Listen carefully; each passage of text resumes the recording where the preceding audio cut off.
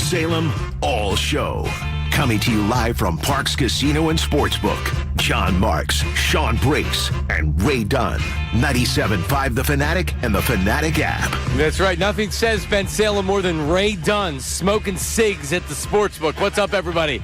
Welcome to Middays and Marks on 97.5 The Fanatic. We are broadcasting live from the Bet Parks Sportsbook at Parks Casino in Ben Salem, Bucks County. I am your host, John Marks, alongside with, I'm going to go to Sean today because I don't have to go behind the booth. Sean Brace. Good morning, Sean Brace. Oh, great to be here, Johnny Marks. What a day. 65 today, I believe. Sun is shining. Seagulls are coming down over my head as I pull up into Parks Casino parking lot. Ready for day 2, round 1. Let's go. And good morning to Mr. College Basketball himself, Ray Dunn. Ray was up late telling himself how much fun he's had over the last 12 hours. What's up, Ray? I loved yesterday. I'm loving today. I already found the outdoor smoking section. I am fired up. Good. What we got going on today at Parks. Well, you're going to have to wait till the show's over. No smoking cigs. We got a long break in there. We do. You know what we do? You could definitely go down and suck down a cigarette during our first Are you not break. allowed to smoke inside Parks? I don't think so. The fact they have an outdoor smoking section. Yeah, that tells you. Tell me no. All right, well, that's good. Well, it is the Bet Parks Sportsbook at Parks Casino. We were right outside it as 12 o'clock. It all gets started again. The tournament, it was packed yesterday. They have appearances by so many people. We'll tell you about all that coming up here. But get out here if you're looking for a place to watch the game today. Or maybe, we'll be off the air at 2, but maybe coming home from work, hey, let me stop over the Bet Parks Sportsbook to check it out. But we'll be here until 2 o'clock, a lot going on. And, the tournament last night, we have some Eagles stuff that we're going to get to. You might have heard A.J. Brown might be traded by the Eagles. We'll get to that coming up. Wow. It's been talked about, if you didn't know that. There's been discussions. But yesterday, Ray and Sean, you were off yesterday. You were at your daughter's concert. How did it go? Sure. It went great. Short? They're normally pretty short, which is 30 minutes, in and out. And let me tell you that shout out Miss Buno and the other kindergarten teachers. First of all, did a unbelievable job with all those kindergartners, all in unison. But number 2 is it got a little play.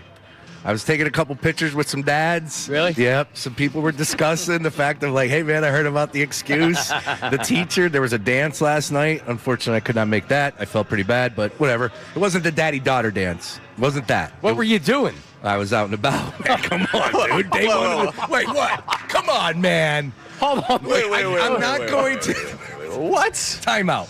It wasn't your daddy-daughter dance. What was the name of the dance? I will find out, but it was like this. It wasn't. Trust me, there were no dads there. It was all moms, and it was at like this gymnasium. Then why were you mad you couldn't make it if there's no dads there? All right, well, that was putting on a little bit of an act to start the show here. All right. I mean, there's no way I could have went where I went for 6.5 hours, swinging the club, sweat and grinding. I agree. Picking winners, and then I roll into that bad boy. My wife would not have allowed it. All right. So I took advantage of the situation and stayed out. I mean, I don't mean to be a voice of reason on this one, but you could have just been home watching the games. And All right, so he's fine. He's fine. So, all right. So shout out. People heard the discussion.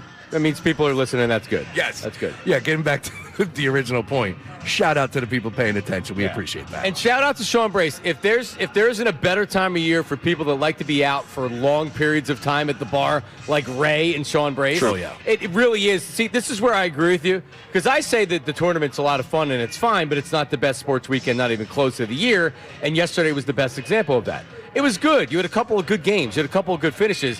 It's dependent on the result of what happens that day. It doesn't make it the best weekend of the year. It's not. Football can be good, football can be bad, but it's still the best weekend.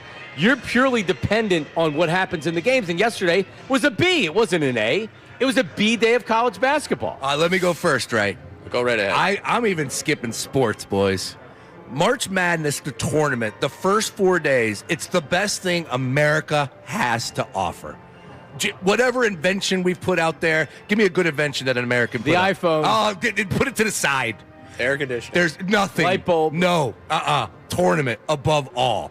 And the reason why, it's dummy proof.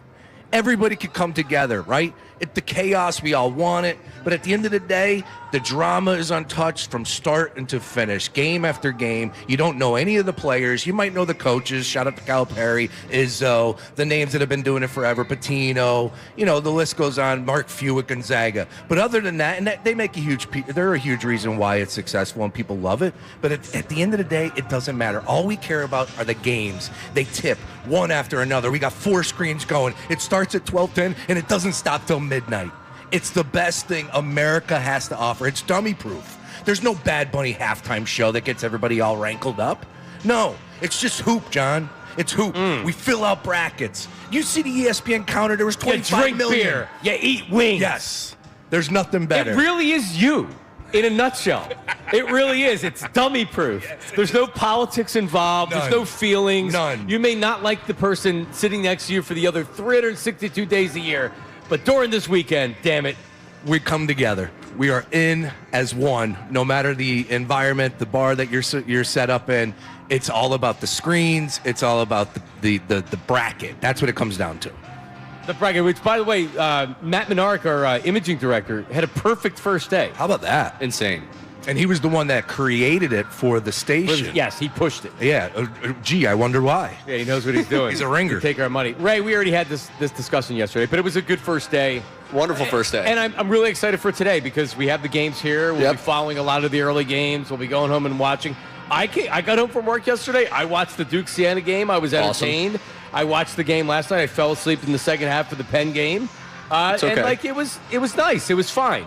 But it was great. Yeah. It was awesome. This is what you don't have, I guess, is quad day, where you've got the quad box going and you got all 4 games and you're just ping-ponging your eyes from left side to the right corner, to the top right, to the bottom left, just watching as something's happening every single game. You go to commercial, you just look up to the top box. That one goes to commercial, you look to the right. You got something consistently. It's not like NFL Wild Card Weekend where someone's getting blown out. They send you to commercial break and it's like, well, I guess I got to keep watching because it's the NFL. No, there's another game. If one's not catching your attention, there's another one right there for you. You're going to find out about a future accountant that's about to drop 30 on someone. And it's the last time you'll hear of that guy. Who's number 99 for High Point? I have no idea. It don't matter. But he got himself a win over Wisconsin. That's the beauty of this. Yeah, that's great. the beauty of this. But what I'm saying is that it's one of the top ones. It's not the top. Ooh. It's not the that. best. It's not. And this is on top of nobody watches college basketball the entire year. Yep. Football, we watch the entire season, and you still have the playoffs. This is unique in that 90%, 80% don't. Even if you watch college basketball, how much college basketball are people really watching these days, right? You're right. Yeah, it was funny, John, because I was waiting in line to go into the concert, and as I said, dads weren't really there. Obviously, it was a working day, whatever, but multiple mothers were talking to my wife, and they were saying, oh, yeah, my husband's going here. We're doing this. Even wives were saying that they were going to watch parties last night on a Thursday, right? Like dads weren't well represented at the concert? I don't know. Maybe that's an unfair statement, but when I was there early, there weren't a lot of dads in front Well, of you me. said, you're like, yeah, the women were there. Yeah, but, you know, I mean, and they were all, you know, catching up with my wife, right? So they're all talking to her. No, but what it is that like the mom that works full time will take an hour out of their day to do it, and then like you did. Yeah, you know, good dad. I got a good job, so and good coworkers. You guys understood for me taking off the first day of March Madness for a kids concert. It was great. Ray wouldn't have done it. What, gone to the kids' concert? No, you would have said, sorry, Sally, I'm going to watch basketball. If you told me I had a kids' concert to go to for my kid, I'd be more concerned about what I found out about myself. There you go. I do want to. You brought up Duke and Siena, just real quick. Yeah, the actual game. Are you kidding me with Duke and the players and what they said post game? Like, yeah, we came in, we treated it like a cupcake. We thought this was going to be an easy one. More coming up at noon. Well, that's what it looked like. What in the heck is that thought process? Is that a Shire deal? It never would have happened with Coach K.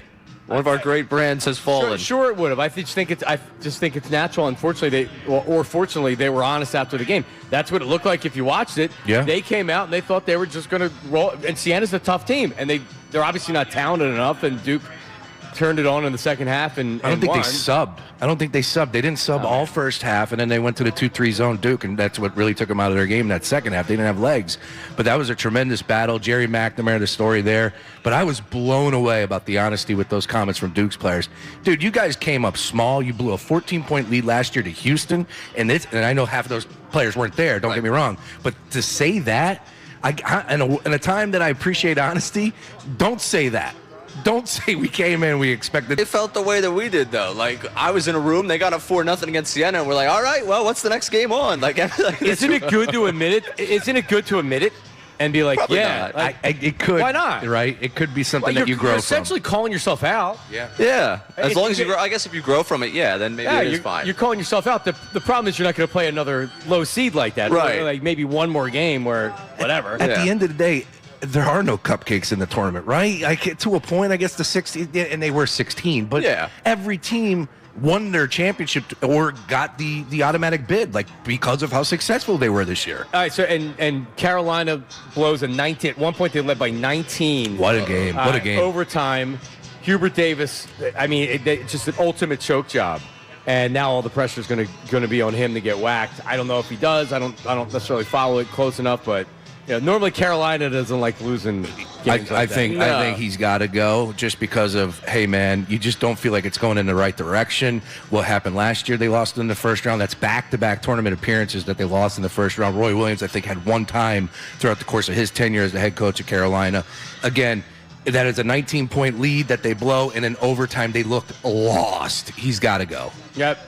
Penn last night, first half, they were right there. The game was 4 points a couple times, but ultimately they just run out of gas, and Illinois takes over in the second half. But it was the first half was good because you heard a lot about Fran McCaffrey and his story and how he got back to Penn, which was really, really cool. So it was, like Ray said to me earlier, they had to do that in the first half because they knew it was probably going to be a blowout in the second. Illinois is one of the most efficient offenses in college basketball history. true. It was going to happen. Yeah, Unfortunately. So, but great season by Penn just to even get back in Fran's first year. Now you build on it. But, it's tough in the NIL era to compete. All right, coming up, we'll talk more about the tournament. We're live at the Bet Park Sportsbook at Parks Casino in Ben Salem, Bucks County. Place is going to be jam-packed today, but certainly enough room for you to come in and say hello and watch all the games and have some beverages and some good food. Also coming up, it's never been more apparent to me, and guys, the percentage has gone up considerably, and it's over. A.J. Brown's going to get traded, and it's time for people to actually realize that it's coming. So we have that. We have the tournament. We have a lot more. We're live at the Bet Park Sportsbook at Parks Casino in Ben Salem, Bucks County, and we're back after this. Don't go anywhere.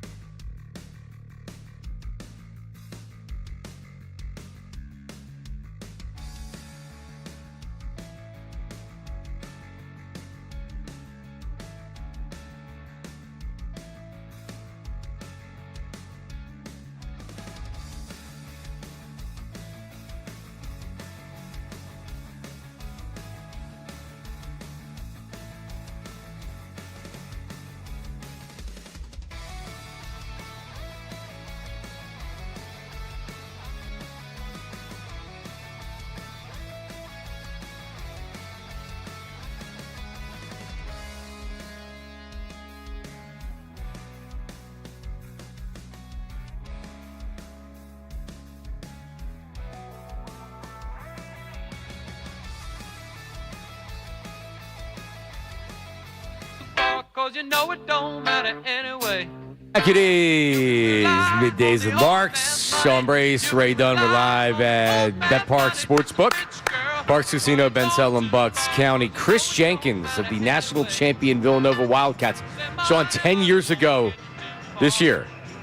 Bang. Bang. That's it's the it. J. Wright bang, one of the best finishes in tournament history. Unbelievable. And so we'll talk to him at 11 o'clock about that. And there's a special that's running. A matter of fact, when it went to one of the games ended yesterday on True TV, I guess, they ran right into that special. And they do that obviously on purpose.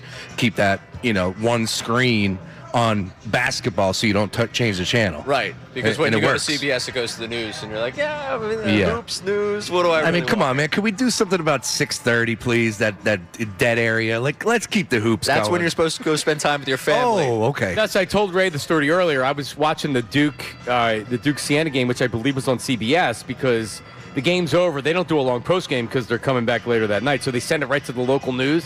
So I got my 4-year-old playing Uno with one of my other daughters, and Liz starts challenging, she's like, turn the news off, because then I hear it's like, it is shooting in West Oak Lane, let's get live team coverage, and like they're looking up at the TV. So you're right, it goes from tournament to let's get the local news in, we need to give weather. Love a good game of Uno, man. Uno's popular in the house as well.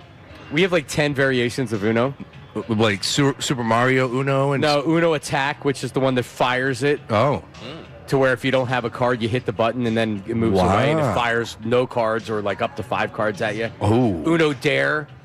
Uno Uno Attack would have my daughter in tears. Like when I throw the +4, pick up, like she like shuts it down. Oh, yeah. Uno Attack might just scar her for life. That's a rite of passage, I feel like, as a human being. Getting the +4 in Uno and losing your mind. She's got to get it. Every once in a while, you got to chuck a loss up in life. It yeah, happens. they can't win every time. So. That's right. She's competitive. That's good. That's good. Sore loser too. Well, I don't, Like her dad. There you go. All right.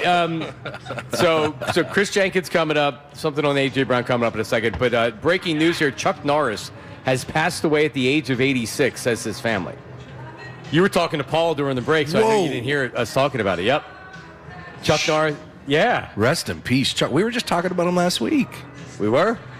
Yeah, because we talked about Bruce Lee versus Chuck Norris. That was when I was in Disney, probably. Okay, we were looking up the movie, and now I forget the movie that we looked up. It was like 1971. So here's my question: what do we know him best from? Walker, Texas Ranger. Is that really it?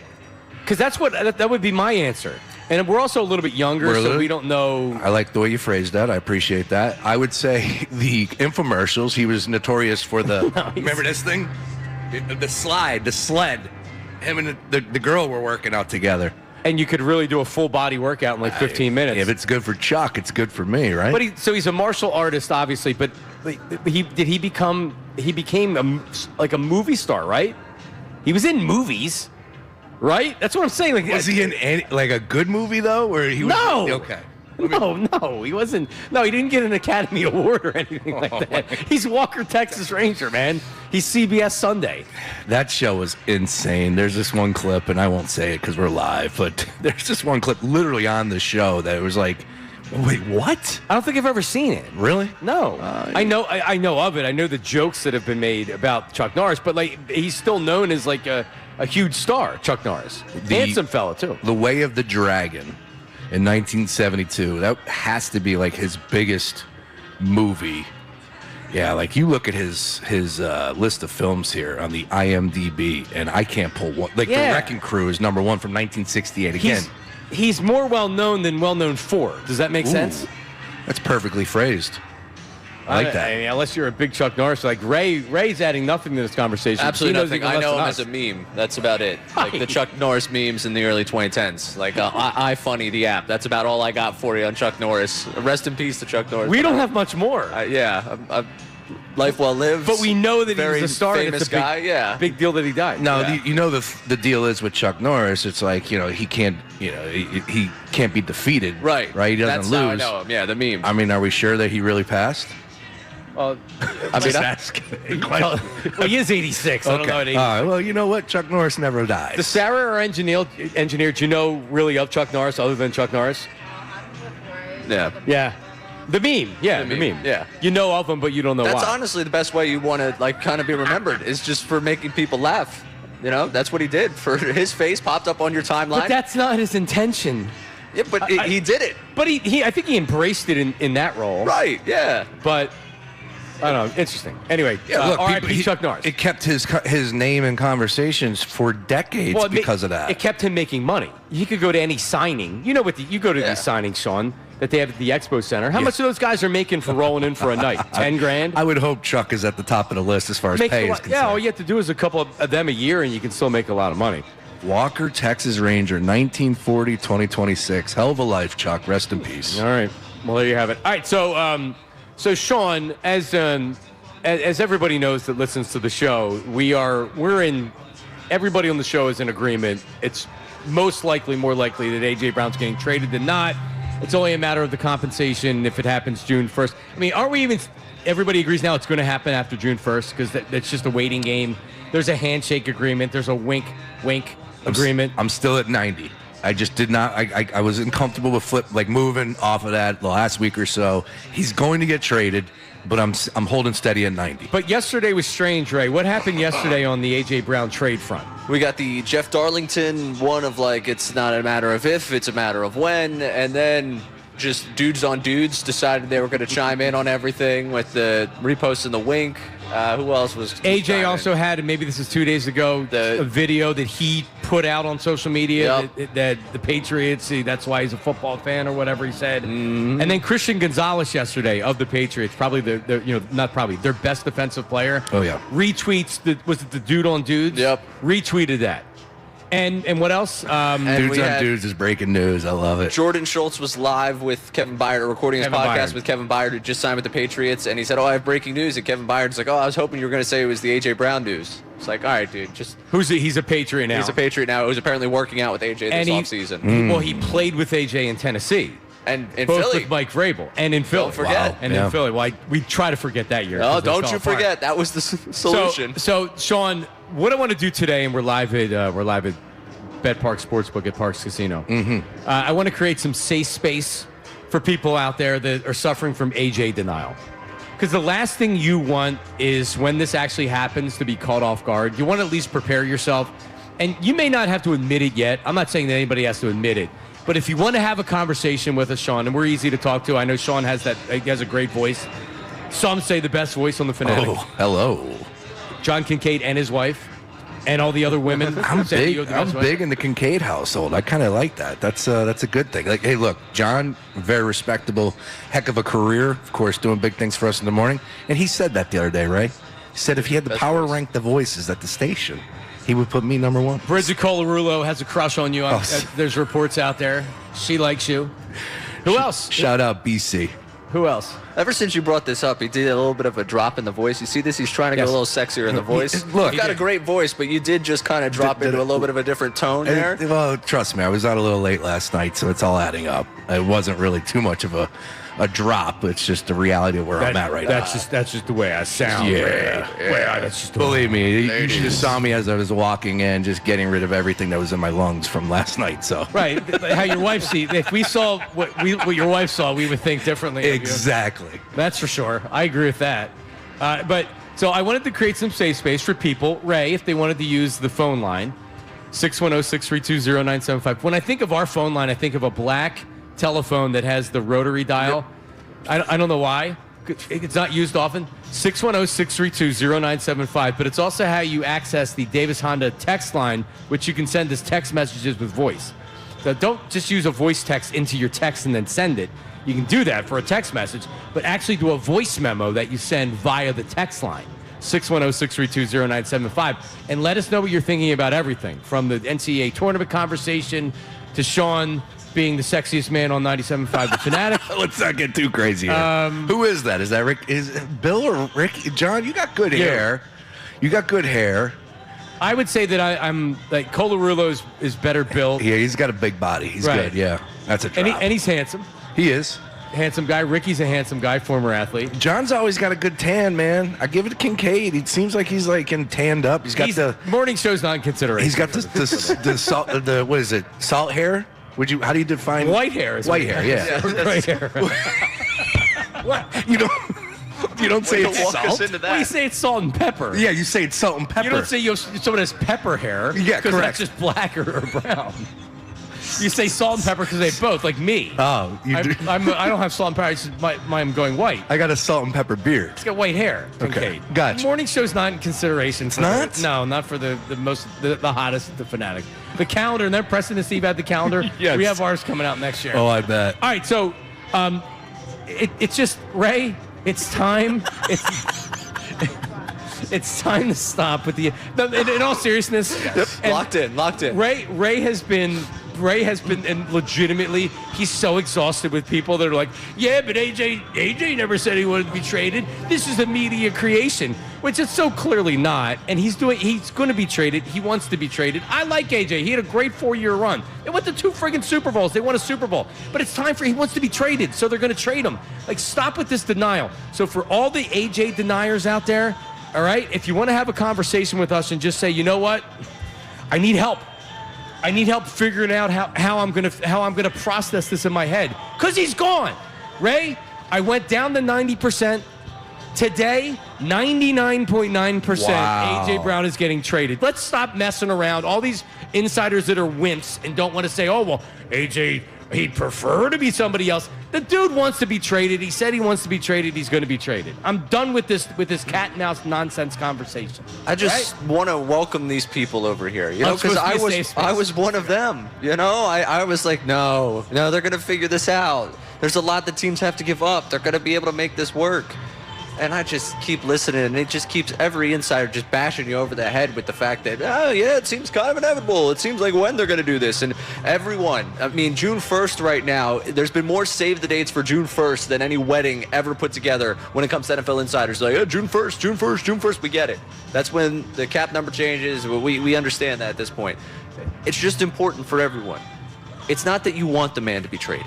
I don't want the man to be traded. I want A.J. Brown to be a Philadelphia Eagle. I understand both of you want A.J. Brown to be happy, and that's very good by you guys. That's very kind of you guys. We just want him to be happy. You guys are great humanitarians. We do. I want him to be a Philadelphia Eagle. But I can't ignore the reality that's been put in front of me. And the reality that's been put in front of me is everyone's telling me it's a matter of when it's going to happen. And he's going to the Patriots. He's not getting traded anywhere else. He's being traded to the Patriots. Which he wanted all along. Which he wanted all along. So here's the deal. Correct. We know how it works with our minds. We immediately go to the show. June 1, Monday. Oh, yeah. That's a heck of a week right there, boys. Nice. Clear the schedule. Where if they hand it off to Colarulo and them at 2 o'clock, and at 2:05 he gets traded. But can't they almost like, Yeah. it may becomes official then, but isn't it already going to be out there? Like, if it's already out there right now and everybody knows it, isn't it just going to be, it becomes official? They can't have a press conference. Is he even addressed it on social media? I don't know. I mean, it's been so well managed and cryptic. I was just by gonna, A.J. Brown. I was going to add that, where it's like, isn't it interesting? Like, man, you do have these insiders that are kind of tiptoeing around. Guys like Schefter, like, yeah, I'm up in the air, I'm back and forth, and it's not out there. Like, no one's really saying it with their chest, yet here we connected the dots, and I think anybody with a brain, 2 cents, safe space included, understood, but he's getting moved, yet no one is out there spitting it on the timeline from an insider perspective. Now, I've been the one that's been probably the most aggravated when it comes to people denying it. But when we're trying to create a safe space here, guys, you saying that people don't have a brain and you getting a little loud at them is really tough to create a safe space for these people. So I needed to do that so then we could create it. I mean that with all love and respect. Yeah, but I mean, what we're saying is that it's okay. Like, we can get through this together. Yes, that's it. We will. Right. Sometimes tough love. You need that, right? They will need to get wide receivers, because that's the other part of it is, okay, they're going to trade A.J. Brown. Ray doesn't even want it, but he's just, now I think everybody's gotten to the point where it's like, yeah, it's probably going to happen. No, it is going to happen. Now they have to replace him. And you're replacing a 1,000-yard receiver. If Devontae slides over, now you need to replace A.J. Brown's production, and that's a down year. And do they have anybody on the roster that's going to even come close to doing that? The answer is no. Hollywood Brown is legitimately, at best, a number 3 receiver. He's not a high-volume guy. He's not great. He's exactly what he gets, a $4.5 million guarantee or something like. Yeah, that's what he is. Yep. And I think he's an upgrade over Dotson, but they need a legitimate. And if it's going to be a draft pick, okay, I don't feel great about that. How about a trade? Yes, that's where I'm at. And I think that's how because we talked about this earlier this week, and I said, give me the perfect solution. Bring on Juwan Jennings. Let's just say Juwan Jennings is added. You have Devontae, Juwan, and then, of course, Hollywood Brown is your 3. Dallas Goedert back. Like, is that good enough? I don't think Howie looks at it like that. I don't think it's good enough. The Broncos have too many wide receivers. Cortland Sutton. There's always been talk that he could be available. I think that'd be perfect. Mims could potentially be one of those guys that moves to as well. There's a lot, but you're right. They have a ton of talent at the wide receiver position. So Franklin bust on the scenes big time for him last year. Could potentially be on the move. Howie will be aggressive. If AJ wants out, AJ gets moved, Howie's not going to go into next season with a couple of receivers that maybe could replace their production. That's not how he operates.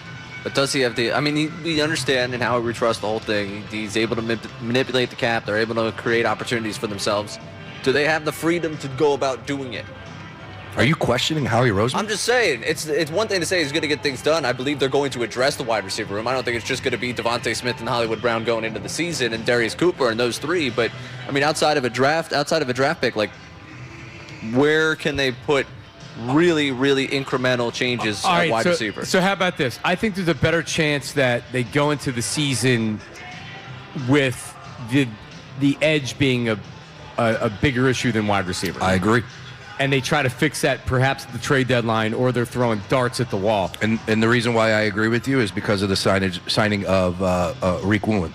And just getting the premier free agent at that position. You tightened up your secondary. Of course, you do have Jalen Carter and Jordan Davis, so it's not just a run-of-the-mill front line, defensive line. You do have some people that can attack, but the defensive end might be a little bit of a question mark. Draft. That could be a draft pick that they say, hey, he's going to be a part of the rotation. There you go. And then a target and trade deadline. And yeah, right. And if you need somebody at the trade deadline, we're talking about Max Crosby in October.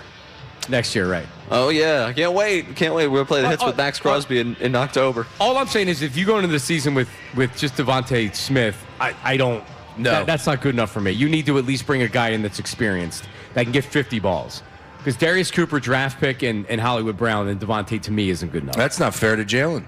It's not fair to Jalen. You got to go ahead and get him some targets. If you're going to lose A.J. Brown, you got to get him somebody that can replace them. All right, well, let me respond to that. Okay. Not everybody in the league gets to have the luxury of these great weapons. But Howie Roseman is the best at his job, so he's got to step up to the plate. But quarterbacks are supposed to be the one that erase that the roster's not perfect. And the problem is Jalen's not the guy that can erase that.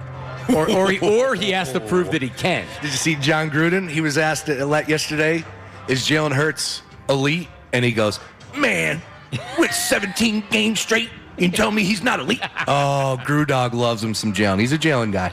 Yeah, he is. Is he the captain of your guys' club? What now? Is he the captain of the club? Is John Gruden the leader of the Jalen guys? Who would be the ultimate Jalen guy? I thought you were talking about that fantasy or that flag football league or whatever they're doing out there. And I could not. Is that what he? No, I think he's out there for that. All right. I think he's out there for that. I can't really tell what everyone's doing with that. It's on my timeline way too much. Instagram, Twitter, all that. The Fanatics flag football game that was supposed to be played in Saudi Arabia, but they moved it to L.A. because of what's taking place. Yeah, in the Middle East. I mean, that checks out. I just don't. I want nothing to do with that. And Jalen is front and center. Thank goodness, dude, because I was worried. I sent John the tweet when you tweeted, man, I'm excited for the Fanatics flag football thing. I was very worried. I was thinking it was sarcastic. I was like, man, if Brace is fired up for this weekend. You sent that I sent it to him. That is great. I was like, we have to make sure tomorrow at some point we sneak this in and make sure it's not real. I am just so disgusted, and unfortunately, Jalen is front and center. Like, I want nothing to do with Tom Brady, pushing Fanatics, Gronk, Logan Paul. I haven't seen a lot of it. Really? Oh, lucky you. I guess I'm in a different algorithm. Stay there. What does your algorithm look like? Let me ask that. On which one? Instagram, it's wrestling from the 80s and the 90s. Nice. And sports. I like that. Same. Other than that, I really haven't seen anything other than I know that they had to move it, and I have no interest, and I probably won't know anything about it. They're practicing. It's a big deal. All right, so maybe to come to its defense, Tom Brady, Jalen Hurts spending more time together, maybe not the worst thing. Kind of tough, though. Tom Brady did force Jalen Hurts to take Ashton Genty over Saquon Barkley. It would have been better if it was in Saudi Arabia, because then people would be pissed that the prince paid for it and they're making all this money, and the comedians caught heat over it. Yeah. I mean, now they're in L.A. Now nobody. Well, really Logan Paul's cares. involved, so I'm already annoyed. That's my point. All right, so coming up, Chris Jenkins is going to join us at the top of the hour, 11 o'clock, which is awesome. So he hit the shot. But it's the biggest shot in tournament history. And what a game. I still remember where I was. Still remember they almost blew it in regulation, and then they came back. They won in overtime. But what a game. And then they win a national championship 2 years later, was it? Correct. And the run that Jay Wright had there, unbelievable. One of the, I mean, you could easily say the greatest run of any coach or team. 2 national championships the course of just a couple of years. The Eagles are close with being in a Super Bowl, winning a Super Bowl, winning a Super Bowl 10 years before, but that's a longer period of time. Jay Wright was in the Final Four in 2009, I believe. So, I mean, you talk about a run as far as a coach, man, and then he retires when he's still at the top of his game. Jay Wright, when we look back at his career, is one of the best coaches in the city's history. Easily. That could have done more if he wanted to. I mean, is he not number 1 on that list? Mandy, I don't know how he wouldn't be, other than it's college sports and you don't hold it to the same standard as pro sports. I'm talking about college coaches. Let's talk coaches in general. Okay, yeah, all right, I'm with you there. I mean, who you got? Andy, he didn't win a title. Doug, he was here for a couple of years. Sirianni, it's Nick and Jay. Oh man, we just gave 2 o'clock a ton of content. Charlie Manuel. I mean, I like what are we talking about here? And here's the other great thing. He very easily could have went to any other program. He could have went to the pros. He could have left, and he didn't, and he stayed. And it's Villanova's program for that. Yeah. But even Bob was tempting to go and coach for the Knicks. Loved him. MSC loved him. Dolan loved him, and he stayed at Villanova. Won 2 national championships. You kidding me? UNC lost last night. You know who I saw someone tweet about last night already? Jay Wright. Oh God, let's go get Jay Wright. Because that's what he wants. Those guys are done. Once they leave, this NIL period's got them all jaded. They're out. Yep, Jay's enjoying his life for sure. All right, we're live at the Bet Park Sportsbook inside Parks Casino, Ben Salem. Coming up 11 o'clock, Chris Jenkins. Some text messages coming up next as well. You can win a spot in the 97.5 The Fanatic Knockout Tournament if you stop by here.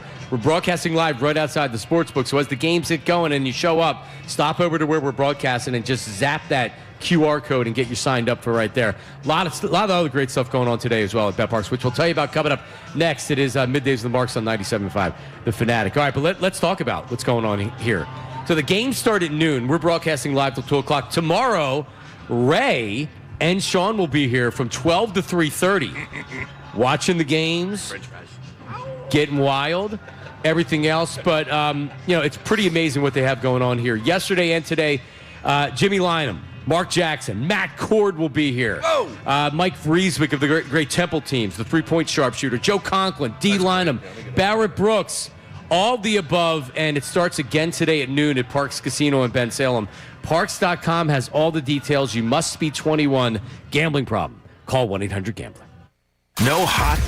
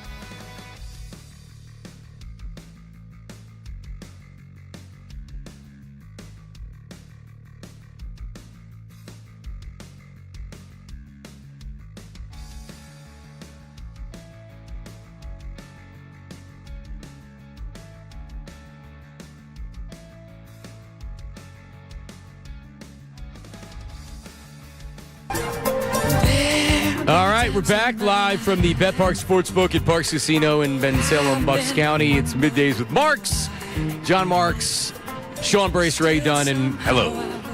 So when we're outside the sportsbook, and a lot of time when people, I've done these live broadcasts probably 1,000 times in my career from wherever, and in particular at a casino, people think you're the information booth, even though there's a microphone and you're wearing headphones, and they come up asking questions, or like they'll try to do like their sports take. We can't hear them because we have headphones on, and so we just had that as we were coming back from break. He had a green Yankees hat on. I think he was giving me a winner in the Santa Clara, Kentucky. I think he said over 157.5, which is the number you can get here at Bet Parks. All right, I'm writing that down. Yeah. Not accepting chips. A lot of run. People. I'm taking chips. I'm not giving any money back, but I'm taking chips from people. All right, Chris Jenkins hits the three-pointer. Game over. The Villanova Wildcats win the national championship 10 years ago. Does it feel like 10 years or not feel like 10 years? Does not feel like 10 years ago.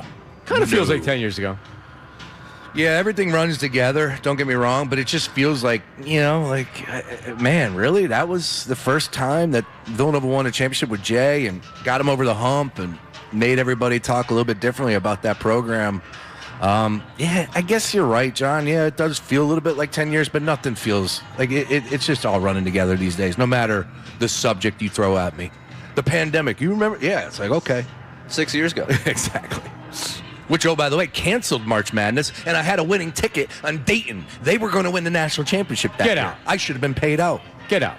Yeah, unfortunately, the tournament got canceled, crushed our dreams, our hopes. Did you get your money back? Oh, yeah, they voided everything that year. What a disaster. So I remember I was my buddy Ed that owns Razor Bar up in the movie tavern. He rented out because that's a Monday night, so it's not like that they're jam packed with people going to watch. I was so at 9 mad o'clock. I couldn't go see the new Fast and Furious that night, John. I can't believe you were the reason why. He rented out a theater and played it up on wow, and to his like VIPs and regular customers, he's like, want to come? And so the place was packed. Angry Al actually came up with me. Shot at 8. I wonder what it's How cost random that to rent a theater out. Like if I wanted to run John and Sean's show on YouTube, in the theater? At the theater, yeah. Like what does that cost? Can we do that? What time? 10 to 2. 11 o'clock in the morning? Yes. One time when we were an AM station, a struggling AM station, before Mike came to the station, we had Invincible at the Narberth Theater. We got it. We gave away tickets and we filled the place up, and it was like around lunchtime, and people took off work and they go to start the movie, and yep, There was an issue? yeah, there was they couldn't show it. No. Yep. Wow. Yep. No one ran the test on that one. It's like it came up on the screen for a second, and it was like the old film, and then all of a sudden it just started like going berserk, and then it was like, so then you wait for 10 minutes, and it's like, all right, well, like they're fixing it, it'll be fine, and then people are looking at their watch, being like, all right, well, I got to be back at work or whatever, and then we start to get word, like it's over. What'd you do? Run like NFL Films highlights? Bob DeBlois was still the general manager of the station, and he'd be like, it's not that big of a deal, and I'm What's going on? I'm like, yeah, this is great. This is not. We got like 150 people here that just see ya. Not that big of a deal. Anyway, Yep. but yeah, I don't know how much it would cost, but it was really, really cool because normally, you know me, I would have just been sitting at home watching the game. Meanwhile, I mean, you have people going crazy, including Villanova fans that are watching there. Like me, I'm just a Philadelphia fan. The Villanova fans going crazy. But that was like, it's like, well, damn. They won a national championship in college basketball. You know how difficult that is to do? And to beat UNC. Holy cow. They were rolling fools. That was the year that they beat Oklahoma, right? If I'm not combining the two. Ray in the Final Four before that? You got Nova beat because they dismantled that Buddy Hield team. Yeah, they crushed some teams. Like, they were the real deal. They were not a fluke by no means. But so was UNC. UNC was littered with talent.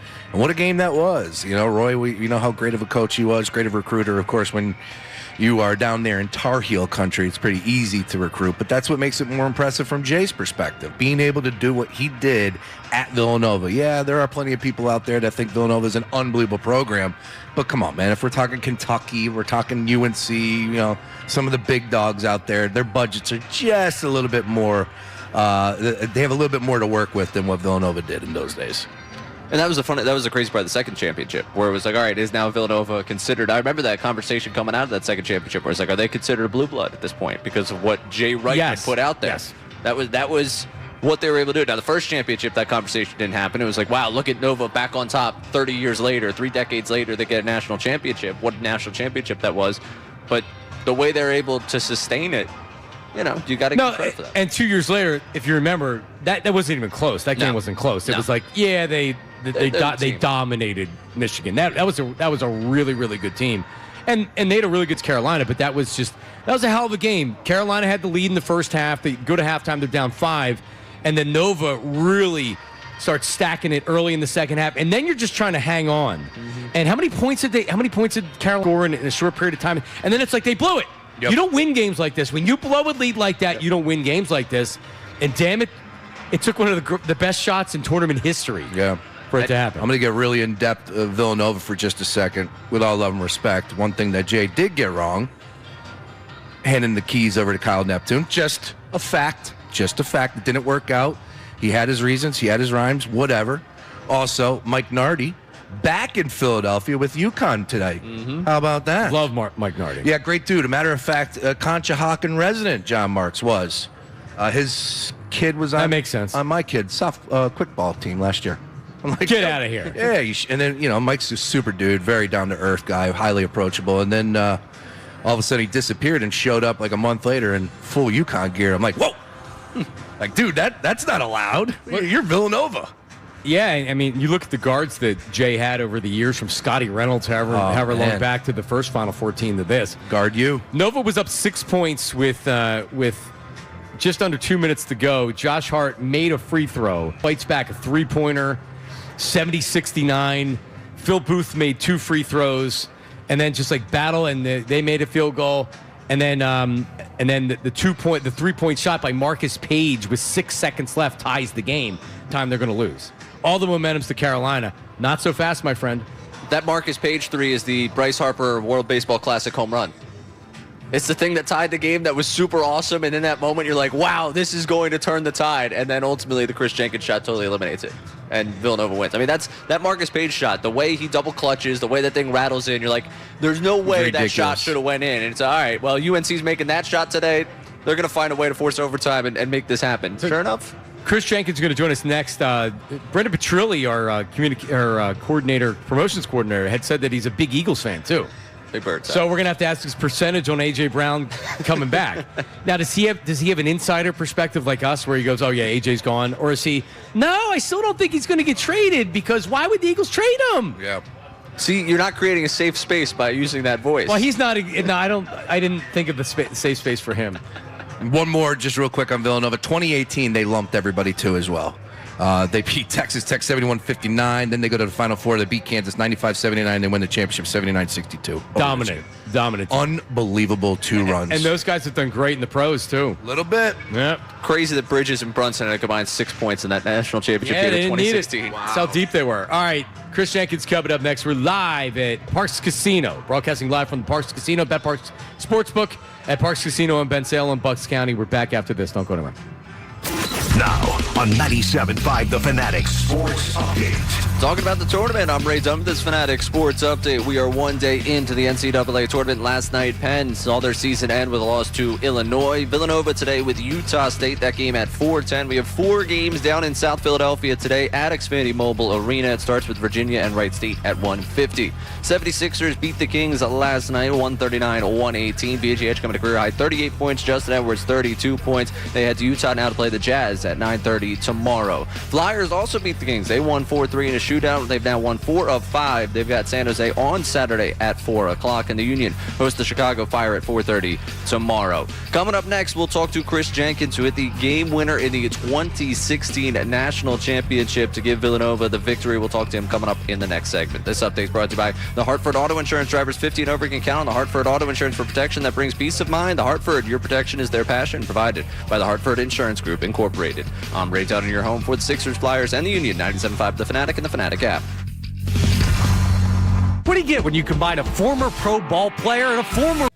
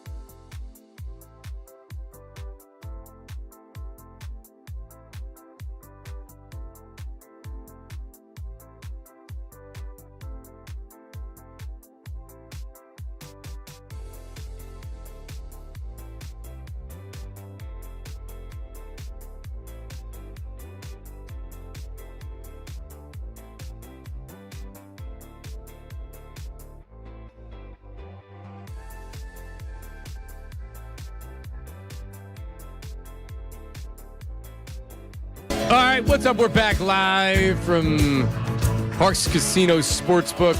Bet Park Sportsbook at Parks Casino in Ben Salem, Bucks County. It is Middays with Marks. I am John Marks. He is Sean Brace, and he is Ray Dunn. And this is the shot. It was 10 years ago, April 4th, 2016. Wow. The shot. Here it is. Going to go length of the court with Archie Diacono. 3 seconds at midcourt. Jenkins gives it to Jenkins for the championship.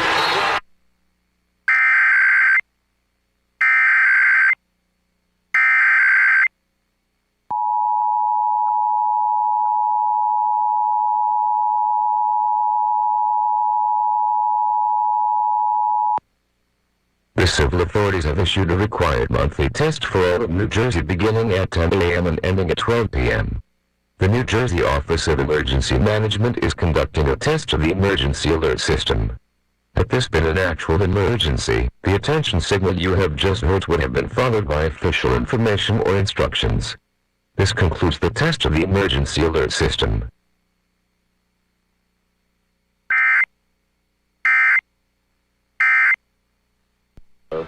It's the shot. It's iconic. It is, if not the greatest moment in tournament history, it's the greatest moment in tournament history. It's really up there.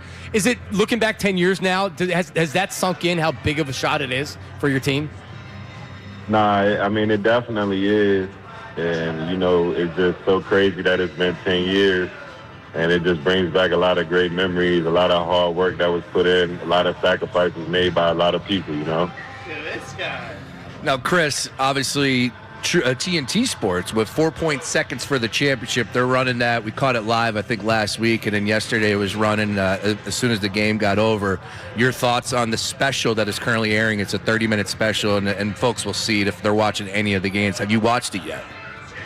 Yeah, I did get a chance to watch it. I thought it was done amazing, man. Again, having Coach Wright, having Coach Williams, having Charles, having Kenny, Marcus Page, to have so many people involved, man. Jim Nance. So it was just amazing, man. It was amazing production.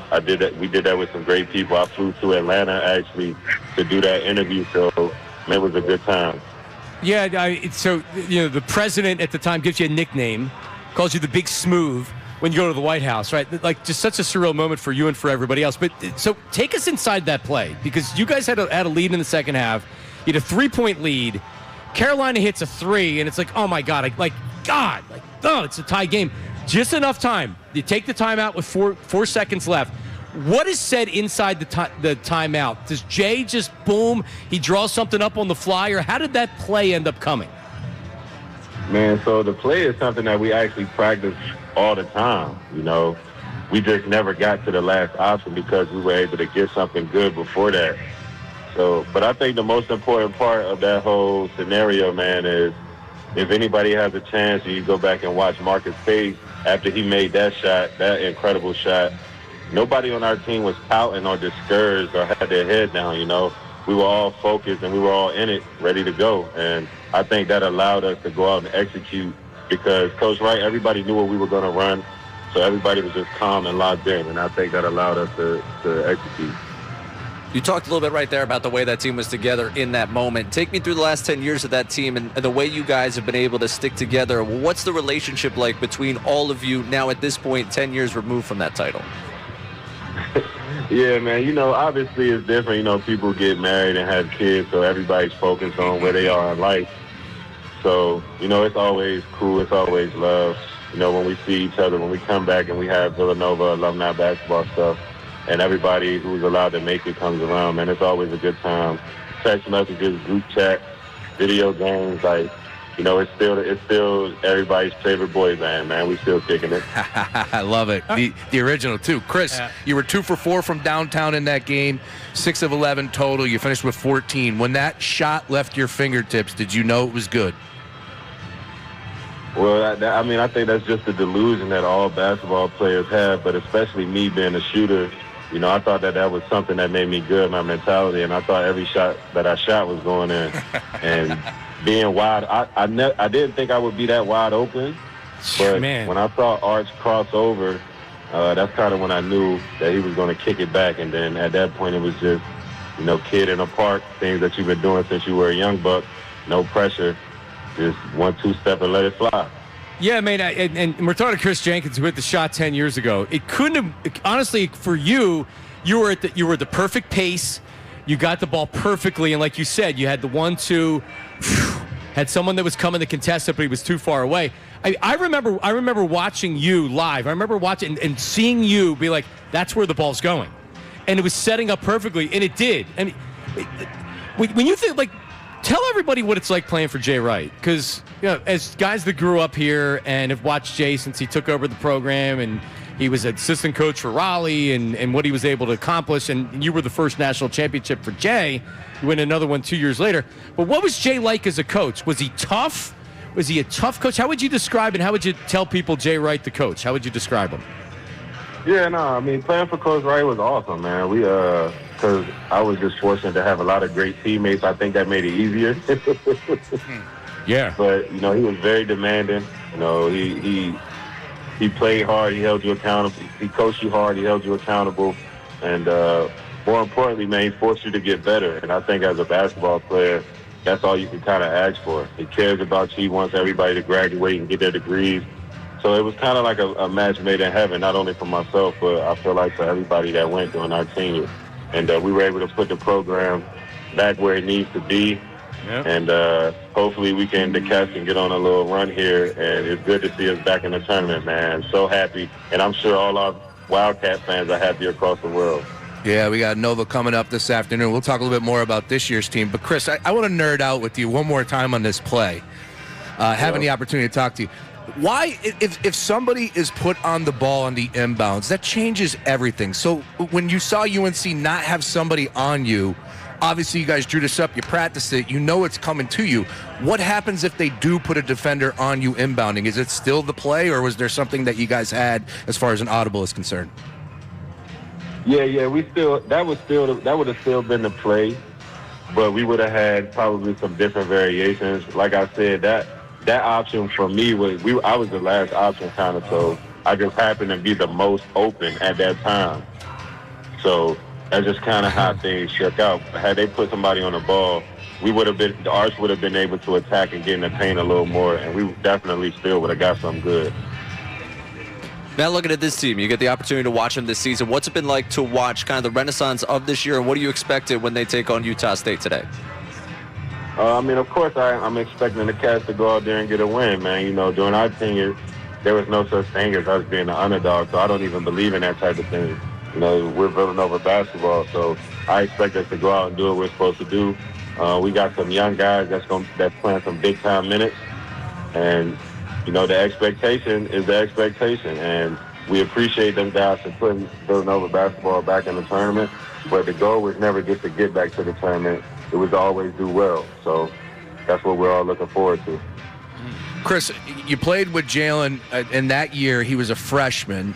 You were a junior, so obviously you had a little bit more, of a sample size to see him grow. But to see Jalen Brunson and what he's doing now in the NBA as one of the premier guards, no matter the East or the West, just an all-pro across the board. Any surprise there for you? Did you see this? Because I sure as heck didn't.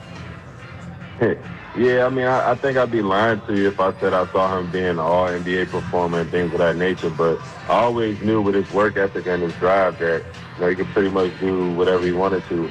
And anybody can go back and find it. I was the first person back when he was in Dallas to say that he was going to get $100 million because I just knew the market and I knew the player. And then, boom, he kills it in the playoffs when Luka gets hurt, and then he never looked back. So, it's kind of just something that, your hard work is just something that everybody can learn from. Patience is a virtue, and the work will always show. If you believe in God and believe that what's for you is for you, all you got to do is put your head down and work. Now, obviously, we've seen what he's become on the court, but off the court, the Roommate Show. Are you a listener of the podcast? Are you a listener to Brunson and Josh Hart and what they're kicking is there a little bit of do you guys tune in as a Villanova group to that? What's the dynamic behind the scenes of all you guys watching those two guys become media moguls as well? Yeah, you always support. You support as much as you can. So whenever I get a chance to watch it, I try to get them the love that they deserve. I send it to other people and things of that nature. So, yeah, man, there's always support coming from me. And was Josh Hart as much of a pain as they make him seem every time they go on the show? Yeah, man, he's always been a character like that. But Josh is a great dude, man, and he knows how to get the crowd going for sure. Yeah, Chris Jenkins. I mean this is an absolute compliment. It's really annoying having Jalen and Hart in New York and Archie because you guys are annoying. You're really, really good players, and unfortunately they went to the Knicks, and we're all 76ers fans here. But yeah, they're really annoying and really good players. So it's actually I was gonna. The Sixers could have had one of them though, but we're not going to speak on that. You're lying there. Honestly, anybody in the NBA could have drafted Jalen if they wanted to. Like Sean had said, I thought he was going to be a solid regular. I didn't see him develop. He is a really, really good player. All right, so Brendan Petrilli, who is our promotions coordinator here, and he told me you're a really big you're a really big Eagles fan. So I need to know. Let's go, Bird. Let's go. So, I need to know what kind of an Eagles fan are you, right? Because the A.J. Brown trade stuff or whatever. Like, I don't know if you're just like a Kaz or a casual fan, or if you're like. So, do you think A.J.'s getting traded, and what do you think of the whole A.J. Brown trade situation debacle? Man, first and foremost, man, I don't believe in giving away good players. That's just a motto that I don't think is effective, and I don't think that's conducive to winning. But I think with all the talking and everything that's going on, if AJ is telling everybody behind the scenes that he wants out, then, if you have an unhappy employee, you got to do what you got to do. Yeah. But I would be highly upset if we trade A.J. Brown, considering we all know the type of player that he is and what he's capable of, and we feel like he has a few more good years ahead of him. So getting rid of him would definitely hurt. But, I feel like Howie is great at his job, so we'll just sit back and see, because he definitely has his work cut out for him coming up here with the draft and stuff. Yep. He sees the writing on the wall like we do. Chris, are you a Jalen guy? Like, I'm a big Jalen Hurts guy. It's in my bio. Are you a Jalen guy? No, of course I'm a Jalen Hurts guy, man. Now, obviously, I criticize him like I criticize all the other good players that we have, because we want to win. And when we have a team that's capable of competing at the highest level, anything other than that, is unacceptable for us, because we know the talent and the team that we have. So I'm looking forward to seeing how Jalen's leadership style transcends into this new season, because I feel like I said, with all the talking and all that stuff going on this offseason, we're going to really need to buckle down and focus, and I feel like he's one of those guys that can lock down. All right, he's hired. Pre-game, what do you think? Pre-game show for the Fanatic lock this year? It in. Absolutely. The big, smooth pre-game show. All right, Chris, great catching up with you, man, and we'll talk to you again soon. Appreciate it. God bless you guys. Thank you so much for having me, man. Let's go, Cat. Let's go, Birds. Let's go. That's going on the board of the Let's Go Birds. And maybe Cats, too, if they Cats win. Well, the Ryan fan and Cats win. Great human being. Cats win. Worked with Ryan for many years. On Whitey, Rigsby, great humans over there. Whitey's awesome. Unbelievable dudes. Unfortunately, guys, I just want to be the bearer of bad news. 410. I don't like the Cats. No. Don't like the Cats. No, it's a Line's telling you something else? No, it's just a matter of what I've seen with my eyes. Like, I don't think it was a fluke against Georgetown. And there's been injuries, you were saying. This team hasn't been the same since the early March injury that they've, it's been uphill battle for the last couple weeks. And Utah State's a good squad out there in San Diego. Could Villanova win? Of course, but in my bracket and in my selection, Utah State -1.5. Utah State plays in that arena in conference. Utah State has done that trip before. They're on their side of the country. Villanova's without Matt Hodge. Yeah, there's a lot that's working against them in that matchup. With all due respect to Chris Jenkins. What's the number? 1.5. Utah State's -1.5. Correct. All right, so Ray, we're here at the Bet Park Sportsbook in Parks Casino. I will tell people that if I were to go on a side on that one, that's probably the side I would go on. But that's not your 5-star lock of the day? No. It's mine. Whoa. Wow. So you're going to bet it? Already have. It's in pocket. Oh, that's been in pocket. Is it part of a parlay or an individual bet? Straight up. The parlays are good luck. It's hard enough picking one, but that's the one I like there. Yeah, and it's a 4-10 start, so nice little middle of the road play. Nothing too crazy in the beginning for me. Love that one. And unfortunately, I love the last game of the evening where it is Miami and Missouri. Miami's -1.5. 10-10 tip. That's also my second favorite play today. All right, we'll do some more coming up. Yes. Smart by him not to let us know that he was guaranteeing a Villanova loss before we spoke to Chris Jenkins, because that would have come up with Chris Jenkins on the phone for sure. That one in-house. Yeah. Well, he knew that he knew they were underdogs in the game, so let's not act like that he's not aware of what's going on. Love Willard. It has been an unbelievable season for Villanova, a great success, and he's building something. We'll see what happens next year. Obviously tonight, look, I'm already, I picked a few losses, so won't shock me if it happens here. Chris Jenkins, just because former professional athlete that knows what the locker room is like, right? The dynamic in the locker room. First thing he says when we asked about AJ was what? He said, and he's obviously a big Eagles fan. He follows day to day what's going on. Not giving up good players. Well, you're right. He said that, and he said, but if AJ's telling people that he doesn't want to be here and he's going to regret, I don't want to trade him, but the Eagles know they have to trade him. Yeah. And the Patriots want him, and it's a matter of them trying to decide what to do. Chris Jenkins' weekend show. Who's against it? Not me. Nobody. No, he's on the air, and I'm thinking I could see him doing like he's talking football like he listens to the station. He's opinionated on the timeline. He's tapped in. Is he? Yeah, he is. Oh yeah, he's opinionated. And like you heard, he knows what he's talking about with the Birds. Like this, a casual fan, no doubt, but he's not. No, he's no. Also, and I picked up when you asked him about the podcast, paying attention to his boys. He's like everybody else. We watch it when it's on our timeline, the clips. Nobody watches a full show. I was hoping we were going to get that from him. I mean, I do. Oh, you? What Big his name roommate was? Ours. He couldn't even name the show. You gave it to him. I should have. So no, I don't watch it. I catch up like it's like, oh, you know what? I want to watch. So I'll binge watch the shows. They're so good. I'll just take a full day and I'll watch all of them. Catch up on the timeline with the clips. The laugh too about Josh Hart. Everyone at Nova must have been just so annoyed by his presence every single day. So he's annoying on the for 99.9% of our listeners.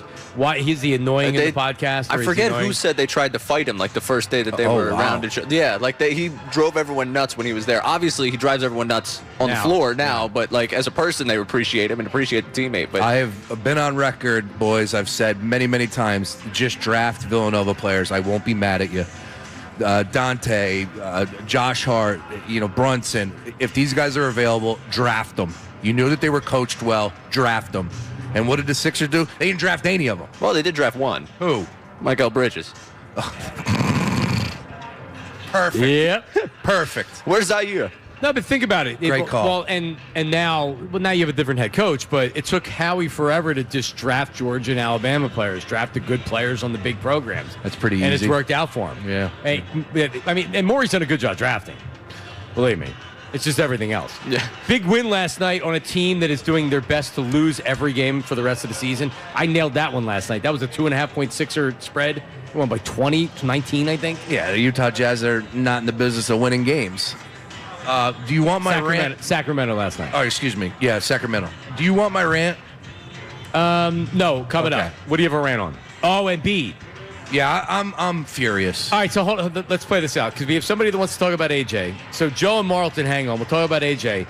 But coming up, Sean Brace has officially hit his limit with Joel Embiid and the 76ers. I'm furious. That's coming up as well. Don't go anywhere. We are live and broadcasting live from the Bet Park Sportsbook at Parks Casino in Bensalem, Bucks County. We are back after this. It's Middays with Marks on 97.5 The Fanatic. But, let's talk about this is less than a week away. Baseball's back. It's so away. Going to be live for a huge opening day pregame live broadcast from Maggie's Waterfront Cafe, Northeast Philly. Next Thursday, 10 a.m. to 2 p.m. The weather, I looked ahead. Weather doesn't look bad. Weather's going to be a little bit warmer. So come out. Hang out with us on the river, grab a nice cold Corona, and get in on the fun. So check this out, $5 Corona Light drafts, $4 Corona extra bottles, plus we're giving away Phillies tickets to a future home game and limited edition 97.5 The Fanatic opening day t-shirts. Who doesn't want one of them? While supplies last, by the way. And all kind of leading up to it. So we have, what's today's date? So tonight. 20th. Tonight, Super Value Beverage in Warminster, 4 to 6. Tomorrow, more beverage in Philadelphia, 4 to 6. Opening day pep rallies, all brought to you by Corona, the official cerveza of Major League Baseball. Limes in, play ball. You must be 21. Please drink responsibly. Now on 97.5 The Fanatic Sports Update. 20 time. I'm Ray Dunn with this Fanatic Sports Update. One day into the NCAA tournament. We are still in the first round, second day of the first round today. Last night, Penn lost to Illinois in the first round of the tournament. Their season is over. Villanova has Utah State today at 4:10. 4 games happening in South Philadelphia today at Xfinity Mobile Arena. It begins with Virginia and Wright State at 1:50. Elsewhere in the basketball world, the 76ers beat the Kings 139-118 last night. VJ Edgecombe, a career-high 38 points. Justin Edwards with 32 points. Now the 76ers are headed to Utah to play the Jazz at 9:30 tomorrow. Flyers won 4-3 also over the Kings. This one in a shootout last night. They've won 4-5. They've got San Jose tomorrow at 4 o'clock. And the Union hosts the Chicago Fire tomorrow at 4:30. This update is brought to you by Hartford Auto Insurance. Drivers 50 and over can count on the Hartford Auto Insurance for protection that brings peace of mind. The Hartford, your protection is their passion. Provided by the Hartford Insurance Group, Incorporated. I'm Ray Dunn, your home for the Sixers, Flyers, and the Union. 97.5 The Fanatic and the Fanatic app.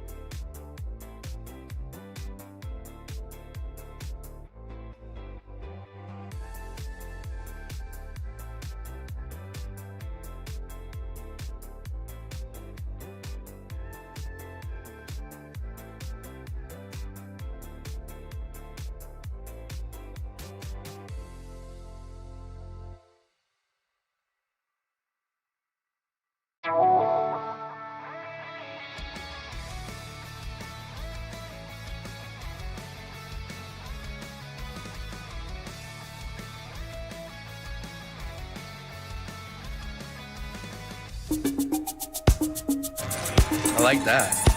All right, we're back. So. Suck. All right. I think the first time you're doing a live broadcast here, Sean Brace? Well, I just like the fact of what Maniac Malloy just said. Look good, feel good, bet good. Damn right. Put it on a T-shirt. That's why we're broadcasting live from the Bet Park Sportsbook at Parks Casino in Ben Salem, Bucks County. Yes, the creative crew for Bet Parks is here. Maniac Malloy, Mark Feldman, Sam Wilson. And at least the guys are wearing, it looks like my camouflage Nike getup, but with basketballs on it. That's a fit right there. That looks fantastic. Yep. There he is, Maniac Malloy. He'll jump on in a little bit. There he is. He's roaming around. So get on out. The games start coming up at 12 o'clock. The sportsbook already piling up. A lot of listeners already coming out, Sean Brace, that we met.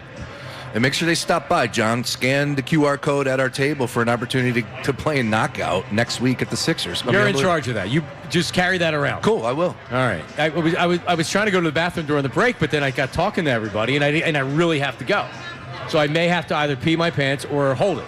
Raise a professional. Yeah, we could hold it down for 5 minutes here. Sean, you're a big music guy. Have you ever considered wearing Depends at it? Because Richard Christie of the Howard Stern show used to go to shows and wear the adult diaper and just pee in the diaper, so you didn't have to go to the bathroom. Man, you know what? I have Roots good picnics. I have good bladder control. I don't. At this point in my time in my life, it's it's something I can brag about. I suffer with incontinence, male incontinence. Oh, no. well, I'm sorry to hear that. But that's something I'm good. Like I never am like I gotta go to the bathroom. Now in the midnight hour, of course, when you're sleeping, it hits me. Don't get me wrong there. But you don't get finished at the urinal and think that you're safe, and then you pivot and you turn around and you're like, oh man. No, and I can go drip. I could literally go to. I could do this. I could go to all 4 games taking place at Xfinity Mobile Arena today, and not use the bathroom once. I promise you. Okay. I don't know if that's a mental thing. No, if I'm enjoying a couple beverages, it might change how that plays out. But so would you go to the games today without enjoying a couple of beverages? Oh, absolutely. Love to. I'm going Sunday. Tickets are pretty cheap tonight. I was thinking about it, but I just feel like, it's Friday. I'd rather just go home and enjoy the games from the couch tonight. All right. There you go. All right, so just before we'll take a phone call from Joe in a second, but according to Nate back at the studio, Negative Nate, an emergency alert test happened right when we played the audio to Chris Jenkins. No! Yeah. Damn UNC fans hacking our system. Yeah, that's Temple. Stupid Tar Heels.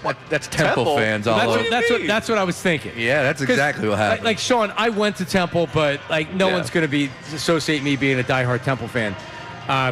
And so people because you have the old school, the old guard that's like, I never root for Villanova or I never root for St. Joe's. And I've always rooted for all the teams in Philadelphia. And I liked Temple was my favorite team when they were deserving of being my favorite team. Same.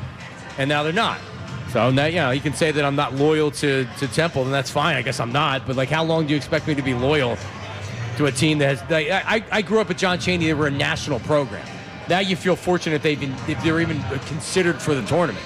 I don't know. You have an affiliation, Ray. I know you can't say anything about this. It's just disappointing because to your point, when you talk about how great of a day this is a really great day, especially when your teams are in it and you feel like you can win a game or two. Yeah, yep. Absolutely. You think that I'm not burning up the fact that I'm sitting here and not somewhere for the tournament right now? Do something about it. You Ray. have power in that program, right?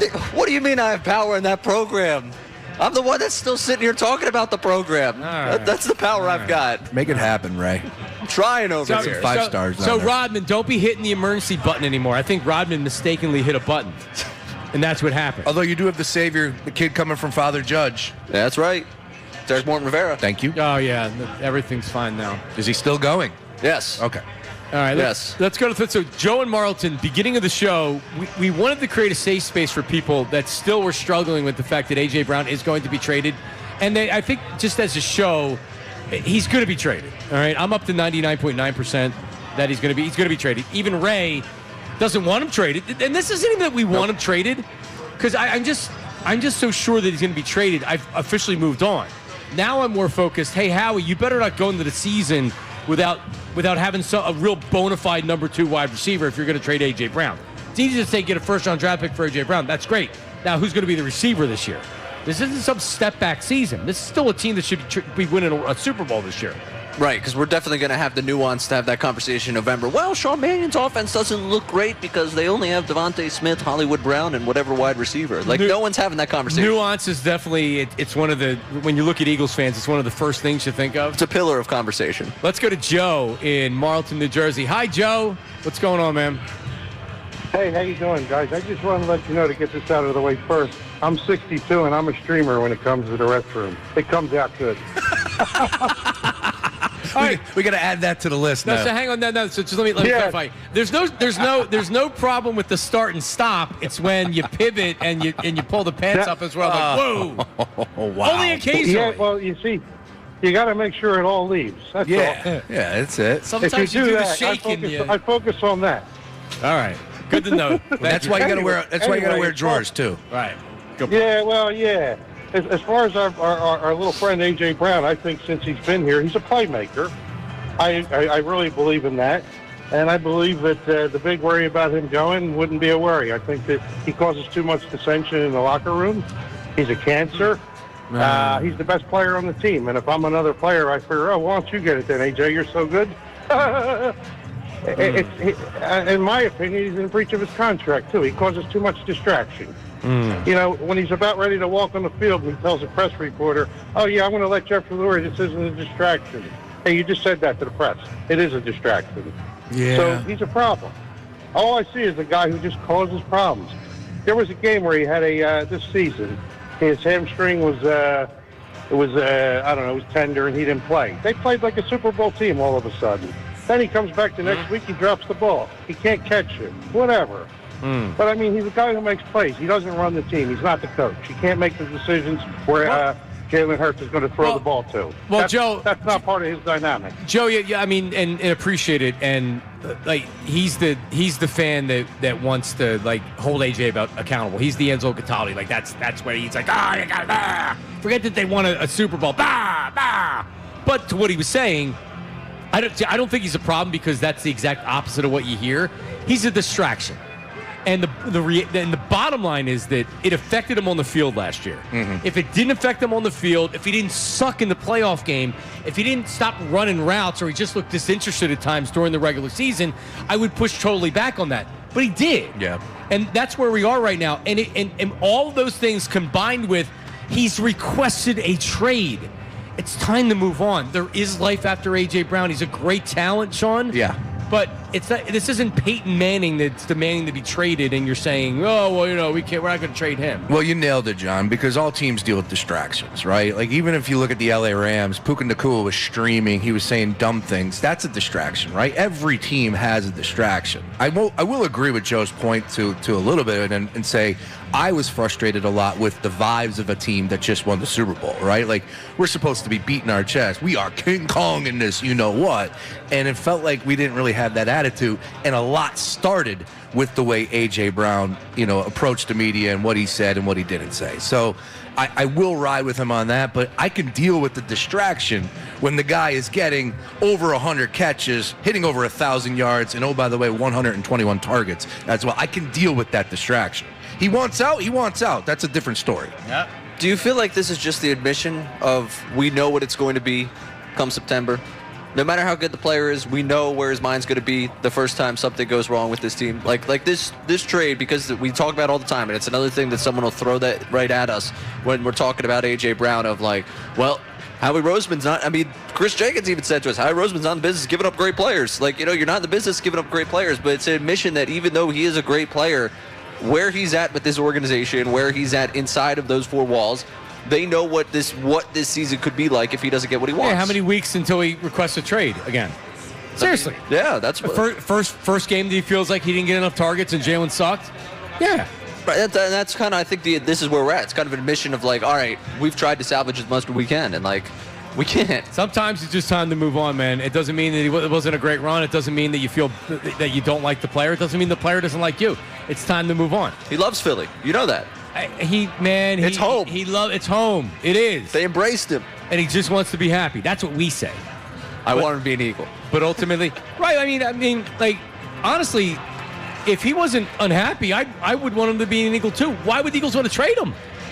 There would be no reason to. There's no reason to want to trade him. He don't want to be here. Unless those knees are shot. Now, I have, as far as the incontinence stuff, I have tried to strengthen my pelvic floor, Sean. I don't know if you've worked on that before. It's like Kegel exercises, and yes, I actually have. It. I actually have. Well, you should. And because it works. It also could help with ED and things like that. That is correct. Yeah, because my pelvic floor, I learned, was not strong. And I did work on it for a while, but then you fall off like with any exercise program. Yeah. Doing these things on the floor for 10 minutes every night isn't fun. I did, a few years ago, I did literally like 5 videos with doctors talking about this. There's a reason why these ads run on sports talk radio, because a lot of men are in your position, John. You're not the only one out there. You're not in the minority. A lot of people suffer for what you have. Is this a PSA? Ray also what was it? A low Kegel again? What was it again? But my pelvic floor Yeah, needs pelvic floor. There you go. strengthening. Yeah, exactly. I have a weak pelvic floor. Come on, man. Coming up. Let's go. All right, so do we want to do Embiid next? Because it's a shorter segment. Yeah, Is there let him enough go time? off. Yeah. Yeah. Let him go off. Yeah. All right. How many games has Joel Embiid missed? 11. 11 straight with he has a really badly sprained knee, Sean? No, not a knee. What is it? It's an oblique. Sore oblique, John. Sean Brace reacts coming up after this. We're live at the Bet Park Sportsbook at Parks Casino in Ben Salem, Bucks County. It is Middays the Marks on 97.5 The Fanatic. All right, let's talk about where we are. So check this out. We're broadcasting till 2 o'clock today. Sean and Ray will be here tomorrow from 12 to 3:30. It's second day of Hoops Hysteria. And the Bet Park Sportsbook is the place to watch all the action. The Hoops Mania and the watch parties continue today through Sunday. And I'll be there at Bet Park Sportsbook in Ben Salem. First game, 12:15, Eastern Kentucky, a favorite against Santa Clara. Last game tonight, 10-10, Missouri and University of Miami. Nova's an actual underdog against Utah State. That's at 4 o'clock. St. John's, favorite against Northern Iowa. Get skin in the game. Bet all the action either here at the Bet Park Sportsbook or, of course, on the online casino app. Watch the action at the Parks Casino. Win great prizes, and you can register to win an Iverson and Maxey signed jersey and basketballs. Play the human slot machine. Special guests in person at the Sportsbook today. Jimmy Lynam, Mark Jackson, Mike Frieswick, Temple alum, Joe Conklin, D. Lynam, Barrett Brooks. It all starts again today. Right now, Parks Casino in Ben Salem. BetParks.com has all the details. You must be 21. And in PA, New Jersey, Maryland, or Michigan, gambling problem, call 1-800-GAMBLER. The Birds are making some moves. They sign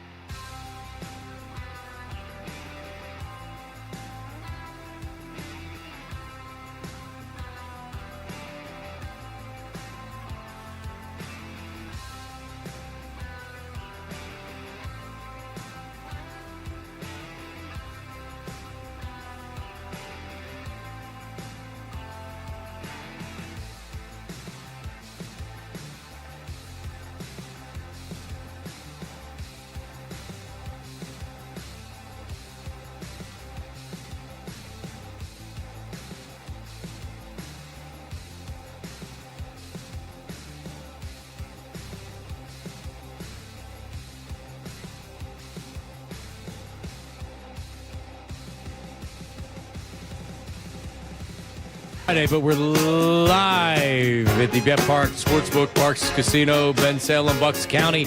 And things have changed here in the last 15 minutes or so, Sean and Ray. Place has gotten busy pretty quick. Got the juices going, John Marks. Got the juices going. Yep. We're about 30 minutes away from our first tip-off. First round Friday, rolling at you fast, coming here at Bet Parks, man. This is the place to be. The best sports book in the area, for sure. Bar none. For sure. All right, we'll get back to it. Sean, 76ers win last night, and it was my Bet Parks pick of the day. I was like, you know what? It would make sense to do the tournament, but this is free money out there. The Kings are trying to lose games, and the Sixers aren't trying to lose games. Correct.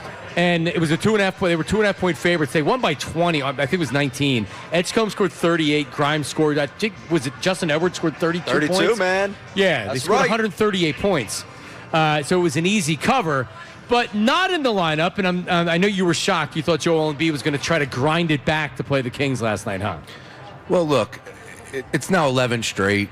And this team, we're having fun with it, and we realize that teams are going to tank and they don't want to win, but that doesn't mean that they're going to go out there and lose on purpose to a point, right? Especially at home.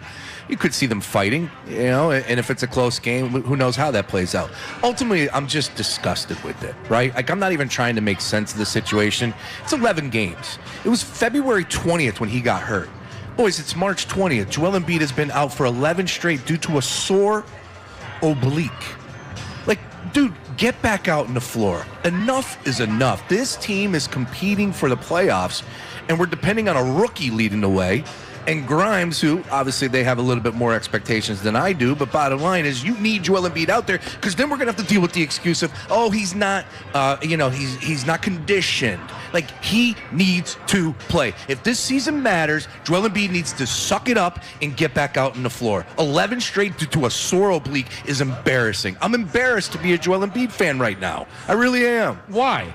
Because it's disgusting. It's ridiculous, man. You are the savior of the franchise. You're the best player. Everybody builds you up as this MVP talent, and yet he's not out there even playing in these games.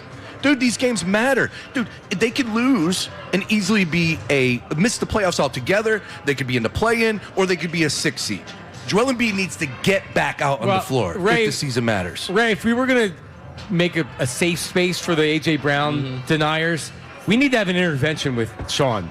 Sean, it's over. I don't know if the Sixers are in agreement with Embiid that, we're not going to really rush it back, or maybe you're not even really going to play at all. It's over. Embiid, they pushed him to play last year when he wasn't ready, when they were trying to make the playoff push. I'm watching the game saying, oh, my God, he's not healthy. Why are they playing him? He was pissed. His people were pissed. Yeah, well, I'm pissed. Yeah, well, you know what? I'm not anymore. I'm over it. So at this point, you need to decide, are you trying to get rid of him? Are you willing to take the best available offer to get rid of him? Who's running the franchise? Who's making the decisions? It's over. Well, it's over. I understand what you're saying. Yeah. He doesn't want to come back. If this was one of the other teams, if this is 2018, if this is 2019, he's already playing. It's a sore oblique. Missing 11 games because of a sore oblique. It's not like, what grade strain is it? Has he had an MRI on it? It's absurd. No, like he's not playing because A, he says screw you Sixers. B, the Sixers say we're perfectly fine with this, because if he goes out there and plays, man, he's got the shin, he's got the knee, he's got the other knee, he's a walking injury. I'm going to put him back out there so he can break his leg in a game? Well, I'm perfectly fine with this. If they're going to play in the playoffs, he needs to get back out there. Because like I said, we're going to hear the excuses. Well, now he's got to ramp up, and we got to condition, and we got to do all these odds and ends, the red tape around him just to get him back on the floor. Dude, get out on the floor. I realize against these teams, and the next one's coming up against the Utah Jazz, that's another team that's tanking. Get out on the floor and play. When's the next reevaluation happening, Ray? I think he's been back out on the floor. They said he was working out ahead of the game yesterday. Yeah, he was downgraded. He was actually listed as doubtful and correct. Then downgraded to out. I didn't think he was he's playing. Almost back. I didn't think he was playing last night, but enough is enough. I'm embarrassed. I really am. I'm embarrassed to be a Joel Embiid fan. I just mean over this last stretch. This was going to be 4 or 5 games, including Utah, where you have Brooklyn, Portland, Denver, Sacramento, Utah. Okay, Denver's the only real team in there. Are we going to push him to be back a week earlier when the teams are playing over that week stretch? If you can't take care of them with the guys that you have already out there on the floor, are you even really going to be a contender? Like, there's their chance they're going to win 4 or 5 games, and they would have won those same 4 or 5 games with or without Embiid. A week earlier. Yeah. You can't. I hope he's enjoying the tournament, Ray. I hope he's kicking back and, enjoying the games at least. Or, is he tweeting about some of the games? Or he's watching soccer. Maybe he's, rolling around Sacramento, cruising around the city, enjoying it, because it's just absurd at this point in time. 11 straight due to a sore oblique. Like, buzz off. You're lying to us. He could play. Is he the one lying to us? Apparently, I think I'm with John. I just think he said, you know what? And he came out preseason. Remember the report was. Because they did that to him last year. All right. Well, again, I don't think that's fair to the fans. It's not fair to me. But let me be clear. I'm not saying he's faking it all. I don't know what the severity of the injury is. He very well may not be able to play. Or he's saying, I'm not playing unless I'm 100% based on what you guys did to me last year. The relationship to me is over.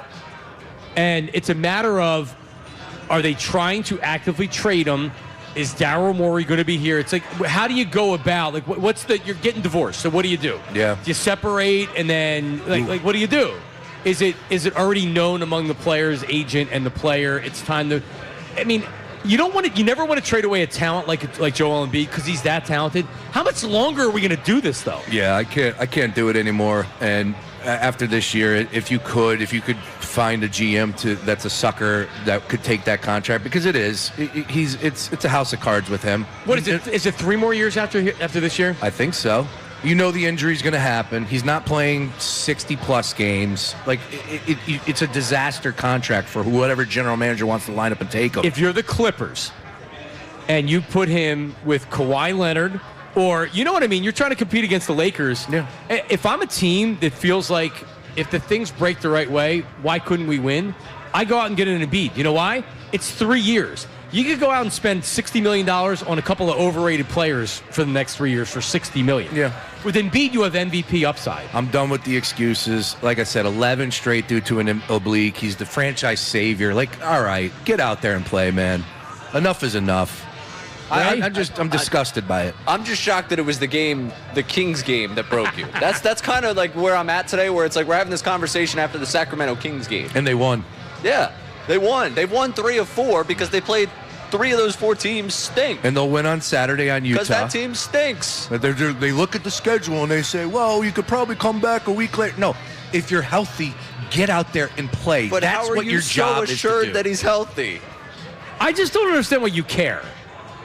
Because it's the 76ers. No, but wait, so what? They can be a playing team and then maybe win a series? I had said last week or 2 weeks ago that Kate Cunningham has a collapsed lung. I started talking about not playing. I started talking about tanking. Meaning it's wide open in the East. Yeah, you can make a run, Sean. Why not? Paul George is coming back. You haven't used that one. Paul George is coming back. You haven't used that one today. Come on, man. Maxey will be back in 2 weeks.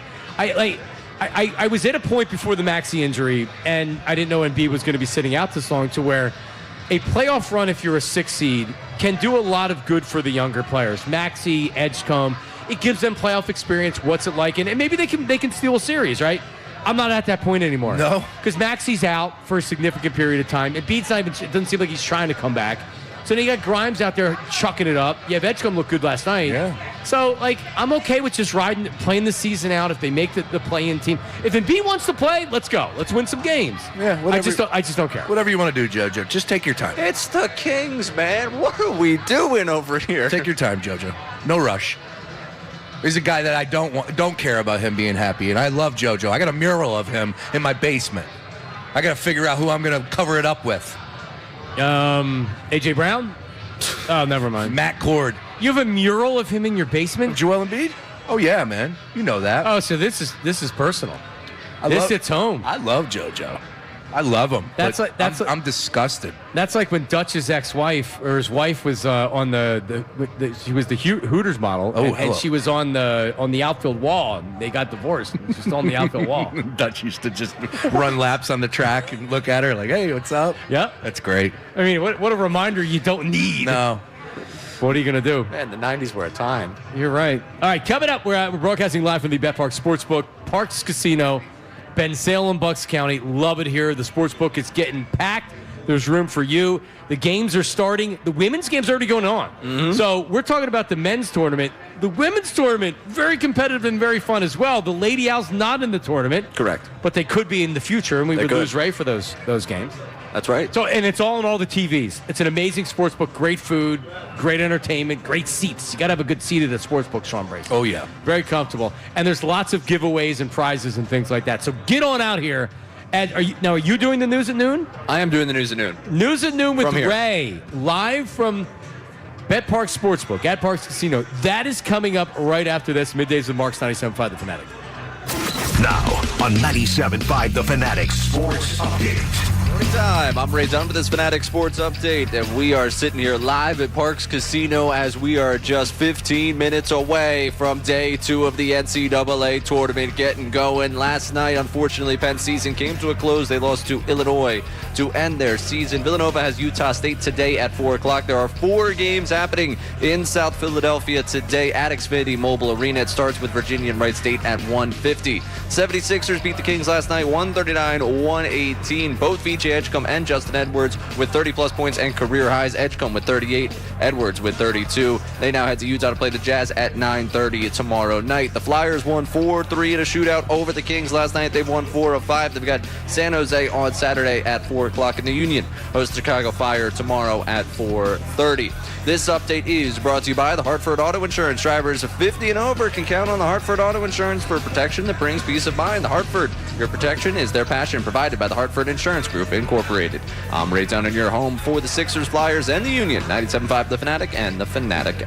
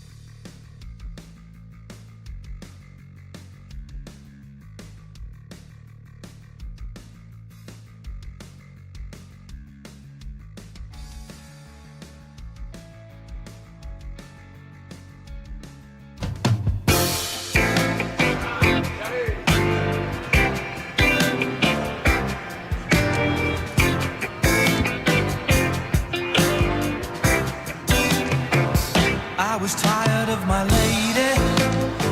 We'd been together too long. Like a worn-out recording, Oh, man, we're live at the Bet Park Sportsbook at Parks Casino in Bensalem, Bucks County. It's always a Yacht Rock Friday, but today I feel like you need a little. Yacht Rock is having a nice smooth buzz. Yeah. On the yacht. That's not today. No. Today is hit me hard. Today is kicking the door. A little big for you. I was going to drop. At the end of the day, man, this is what it's all about, John. I had a smile 10 feet wide driving to this show today. Like, come on, man. We are doing a show in a sports book on a first Friday. This is unbelievable. This place is jammed up. A lot of buzz, a lot of electricity, a lot of giveaways, too, John, here at Bet Parks. You're damn right. Yep, we'll be here till 2 o'clock. The guys will be here tomorrow, Sean and Ray, from 12 to 3:30. Looking forward to it. Raffle drawings today at 3 and 6 p.m. AI jersey, some autographs. Maxi jersey as well. Come on, man. Autograph jersey. Yep. My Maniac Malloy, Mark Feldman, Sam Wilson, they're down there. They have the human slot machine. Dick Girardi, Mike Kern in the building. The Colonel's here? Oh. Listeners, too. Really? Yeah. Oh, love the Colonel. Love Dick Girardi. The Colonel. I'd never heard that before. Yeah. Mike is he's a tremendous listener. I love Mike Kern. What's up? All right, well, good to see them. You have to go over and say hello. All right, so we have the news at noon. After the news at noon, some new Jeff McClain audio that this story, and it's involving A.J. Brown and Devontae Smith getting a contract extension before him. I had not heard this before. This is the first that I'm hearing this from Jeff McClain after the news at noon. All right. We also have a new news at noon open that we are not releasing today. Okay. But it is produced and it will be ready to go on Monday. We got a lot of new things coming next week while we're in the house. Yeah. Yeah. All right. New laugh tracks. Oh yeah, we do have new laugh tracks put in there too. A lot of new stuff. All right. But first. So this won't be the last time you hear the news at noon, but we're going to start, like I had said to Menard yesterday, I'm like, we got to make it fresh. I can't have the same one going for 4 or 5 weeks at a time. Mm-hmm. So this may be the last time you hear, at least on a regular basis, the news at noon with Ray Dunn. Here it is. News at noon with Ray Dunn. News at noon with Dunn. All right. I just love the thong song though. Like we can rotate them in. It is just a great. Yeah. All right. You know my problem with the song, right? Yeah. The punch. Yeah. Yeah. It's off a half a tick, and every time I hear it, it bothers me. Yep. I can tell by your face every time we play it too. All right. We're gonna start with what potentially would have been the biggest story in all of college basketball if Duke would have went down yesterday afternoon. Watching that, I was in touch with a lot of my Duke friends. I wasn't showboating yet. They just weren't being as arrogant or as obnoxious as they usually are, and I was worried about them. Duke down to Siena through a lot of that game. They're down at the half. Malik Brown at the half getting interviewed about that first half for Duke. Here's how it sounded. What did Shire tell you in the locker room? Oh, yeah, obviously we weren't playing our basketball. Just like I said, we thought it was going to be a cakewalk going into this game, so now we know what it is, and we just got to respond back the way we usually do. We thought it was going to be a cakewalk. I mean, we all thought the same thing when we watched Siena and Duke be announced. Not me. So not even framed as, hey, we came in and, man, Siena really gave us a problem in the first half. You could almost say that without saying we took them lightly. He didn't say we took them lightly. What did he say? We thought it'd be a cakewalk. A cakewalk. Yeah. And a couple other players said the same thing, too, as well. Pretty much walk in the park. 28 and a half point underdogs. I get it, Siena. But, man, you know, like, all you got to do is look at who the head coach is. And I mean that sincerely. Like, Jerry McNamara, you know what you're going to get. He's a tough-as-nails type of coach. That's how he was as a player. And that's a shot at Shire, man. You can't allow your team to think like that. I want honesty at times, but, man, that's one you got to take to your grave there. You can't come out and say that. I mean, I agree with you. You said it earlier, and it's not that my thing is that, well, like, does this now empower them to be like, damn, we got to get our act together? Could be. But to your point, they could use the word cakewalk. Yeah. Whew. I mean, the ultimate sign of disrespect, and it's like, oh, yeah, we thought it was going to be a cakewalk. Like, that is on the head coach. It's happened before 2 times since 1985. We saw a 16 takedown of 1. Man, like I said, you have young guns, so they need a little bit of a push in the right direction. I think 3 out of the starting 5 are freshmen. Shire, that's a shot at you. Like, that is inexcusable that your team thought that it would be a cakewalk, regardless of 1 versus 16. It's the NCAA tournament. There are no cakewalks. All right, speaking to prepping a team for what they're going to face, we're going to go to the opposite side of things here. We're going to go to Speedy Claxton and his Hofstra pride. Speedy Morris? Not Speedy Morris. Not quite. Sorry. Not quite. Speedy Claxton here. 3:15 today against Alabama. How do you prepare your team for facing the Crimson Tide? You know, we kind of steal the same game plan that we have against William Mary. They play a similar style, tempo. So we just told our guys, think of William Mary on steroids.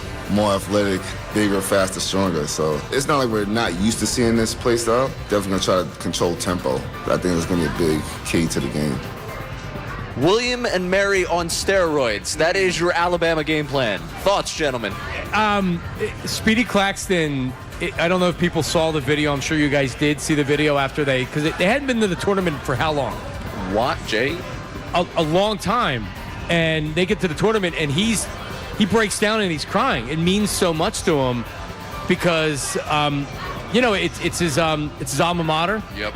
And, to bring back the good times that he experienced when he was there, he was overwhelmed by it. And, yeah, it's just great because he was a 76er for a couple of seasons. He's the first-round draft pick. Just hearing him talk, I remember him from his 76ers days, but... Yeah, man, I guess, steroids are a thing, man. They are. 91.7 points per game is what Alabama averages. There have been multiple games where they were over $1. I think they scored 117 in a game. This team's definitely on steroids, no doubt about that. They hit the ground and they run all day. This is going to be a tough test for him. How big of a loss is the guy that got thrown off the team for the pound of pot? he was one of the best players, right? Nate Oates, yesterday was saying, I'm there for him, I'm talking to him, the whole thing. And if I was Nate Oates in that situation, I want to be there for the guy, but you're killing me. This week, we're dealing with that. We talk about this A.J. Brown distraction. Yeah. Holloway, again, dealing with the arrest of felony charges, which is still pretty crazy 100 to me. pounds, was it? It was a lot, man. Oh, it wasn't just one? I thought it was way more. It was than 100 one. pounds? Yeah. No, I didn't think it was that much, but he averaged 16.8 points per game, John. He averaged 28 minutes per game. So, yes, he definitely is a big-time player on that offense. But, man, Oates has a program. They know what they need to do. 2.1 pounds. They don't. All right. They don't slow down. And I'm sure that they're going to be able to fit that or slide a player into his position that will ultimately fill the role that they need up against Hofstra. All right, there you go. So, yeah, I just always find that funny. It's one of my favorite coach speak things where it's we're preparing them just like this team we saw in the regular season. I think it's the first and last time that we're going to hear someone publicly say William and Mary and Alabama are playing at the same level, but I appreciate what Speedy's going for there. Last one for you. We played you some Mike Francesa earlier in the week because he had just an incredible snafu when thinking that Joel Embiid was at Kansas recently. You would think Speedy and the crew up at Hofstra would catch the local eye of one Mike Francesa, and he wants to let you know when Hofstra is playing. He is live on his podcast breaking down Hofstra basketball for you. He just needs to figure out when exactly they're going to play. If you're looking for local teams, if you're looking for St. John's, they're tomorrow night at 7. If you're looking for Hofstra, they are... When are they, Mike? Mike, are you there? Mike, when is Hofstra playing? Where's Hofstra? By the way, this is live. Mike. Or on podcast. Yeah, it's a live podcast. Well, he does it live. Yeah. Tell me, Mike, when's Hofstra playing? It's the beauty of podcasts. Mike, please, someone tell me when Hofstra's playing. Is he sleeping? Did he pass out? Because he's done still that there. before. He used to fall asleep. Oh, my goodness. No. Mike, where's the producer? Somebody feed Mike the time of the Hofstra game, please. Yeah, really. The producer's obviously asleep. Yeah. Mike, please. They just hit the button. They are tomorrow against Alabama at 3:15. By the way, thank you, by the way, Mike. that was not edited. No, not at all. At all. Sean texted me this morning. You want us to cut that down? No. No. No, but you did it right. You have to talk over it. I mean, at this point, and then back after this, the Twitter page back after this is he's been posting these videos for years of and Mike's threatened to sue him or get him to take it off, Of course. or whatever. But at this point, I just feel bad because it's one thing to lose your fastball. It's another thing to have absolutely no self-awareness of what the hell's going on around you. Yeah, he don't care. No, of course he doesn't care. He doesn't know. If he knew how bad it was, he's slow. forget about the fastball. Just him speaking has slowed down, which is fine. I'm not going to be doing this when I'm in my early 70s. Yeah, Trust me. I'm already done. We all get older. Yeah, it happens. But it is funny that some of these guys can't give it up. I'm right there with you, John. I would be doing landscaping if I needed to scratch the work itch. Let's just put it that way. I'm gonna do two things. I don't know if I could still be a lifeguard down the Jersey Shore when I'm in my 70s. I think Jay Wright is. When I'm in my 60s, I want to be a lifeguard. Seriously, like Ventnor. Yes. Or one of those beaches. I love it. But I'm gonna work at Wegmans collecting the carts. That's part-time hours. Oh, just man. to give me something to do. I can put earbuds in. I can help the old ladies with the. That's the cold, groceries. man. You're gonna be cold outside, though. Hey, you get bundled up. You put the hat on. All right. Get your heart going a little bit. Some physical activity. Yeah. That's my dream. Wegmans cart catcher. Interesting. Brewery. I'm just pouring beer. That's the goal. That's a good one. That's the goal. Retirement job somewhere where it's like decently warm. I'll disappear. But you could do play-by-play into your. I don't want to be on the air that long. I don't. No? I think Noah Eagle caught flack for it, where he said something recently on a podcast where he was like, "Somebody slap me if I'm Al Michaels' age still doing this." Yeah, he said it. He said that it would be like the year 2080 if he was Al Michaels' age still doing this. And I agree. I like at that point, like, I don't want to be a guy in my 80s doing it. But I don't want to. I don't want to give Merrill's age out on the air. But Merrill's been doing this a long time, man. You're 50, right? They just celebrated. Merrill is, and guess what? He ain't going anywhere. You're gonna have to pry him out of that booth. Yeah. Some people, when you get jobs like that, and Merrill's is still as sharp as he's ever been. He really is. If like it's as much as possible for being in his 80s. Yeah. All right. Yep. But like we all get older. Harry at the end. I mean, Harry wasn't in his 80s. He was in his early 70s. His aging because of the drinking and the smoking and the lifestyle. He wasn't in great shape. He sounded like it too. He's like, "Where's the pitch? Swing over, man. Thank God he got that moment, man. That's such a good call by you right there. Nice sound. Here's the pitch. Don Carmen on the mound. The 2-2 pitch. I just want to be honest to you, John. Low ball 3. That's night and day with your Dan Baker. It's better than Dan Baker. Oh, your Dan Baker. I don't know, man. I need a wall. I don't think your Dan Baker's as good as you've been told. I hate to be that guy. Your Harry is incredible. The Harry was really good there. Well, I'm limited in what I can do with Harry. Dan Baker, all right. So let me just give me a second. And I need the proper equipment, which is a wall. And not a wall that absorbs the sound, a wall that deflects the sound. I need a hard surface wall that isn't soft, all right? These changes for the Phillies. Now batting ninth and playing second base, Eric Bruntlett. That's not bad. Yeah, that was better. That was good. I like the commitment. The commitment was there. I don't know. Maybe I need to. We got to toss a poll out there. We got changes for the Phillies. That's good. That's good. Who did that? You did that? You did. Who did that? That was them back there, right? Oh, that was. Was that me or was that Ricky Bo? That was Ricky Bo. That was Bo does a good. good Dan really Baker. good. Yeah. Whoa. Because I was throwing off. I'm like, who just did that? We did the same lead up to it though with these changes for the Phillies. That was good. That was really good. That's a guy that's heard his name been called a few times. Just saying that Ricky Bo's night and day to your Dan Baker. And by the way, Dan Baker, legend, Philadelphia legend. Man, the man. Great dude. Behind the scenes. Still West fighting. Philadelphia High School, I think. I mean, Dan's been doing this a long time. We're talking about Merrill doing it a long time. Dan's been doing this a long time. And such a great guy, too. Dan's been such a positive influence on me. So shout out to Dan Baker. Hey, I do want to point this out real quick. I got a lot of feedback on Tom McCarthy with us the other day. Yeah. A lot of positive buzz. A lot of people were texting me. A lot of comments on the YouTube page. If you get an opportunity, you're trying to scratch that Phillies itch, and of course March Madness flavor as well. Tom McCarthy was fantastic the other day. He's the best. Yeah. He really is. Great sense of humor. Doesn't take himself too seriously. Like he'll be honest with the Phillies stuff. Like everybody that bitches that McCarthy sounds like a fan. What do you think? He's going to play it down the middle? He does how many Phillies games a year? 130? 140? You're the voice of the team. Yes. He's fine. Yeah, he's fine. You know what? I'll tell you straight up, Kruk it took a little while for me to open up the Kruk into cheerleading. I love John Kruk. I think John Kruk's incredible. But in the beginning, the cheerleading, like, come on, get You want Kruk to hold the team accountable. No, it's not even that. It's not even that. Because that's what everybody today is looking for, accountability from our media. It's the cheerleading. It was guy on second base and, come on, Bryce, I need a base hit. Like, it was a little much.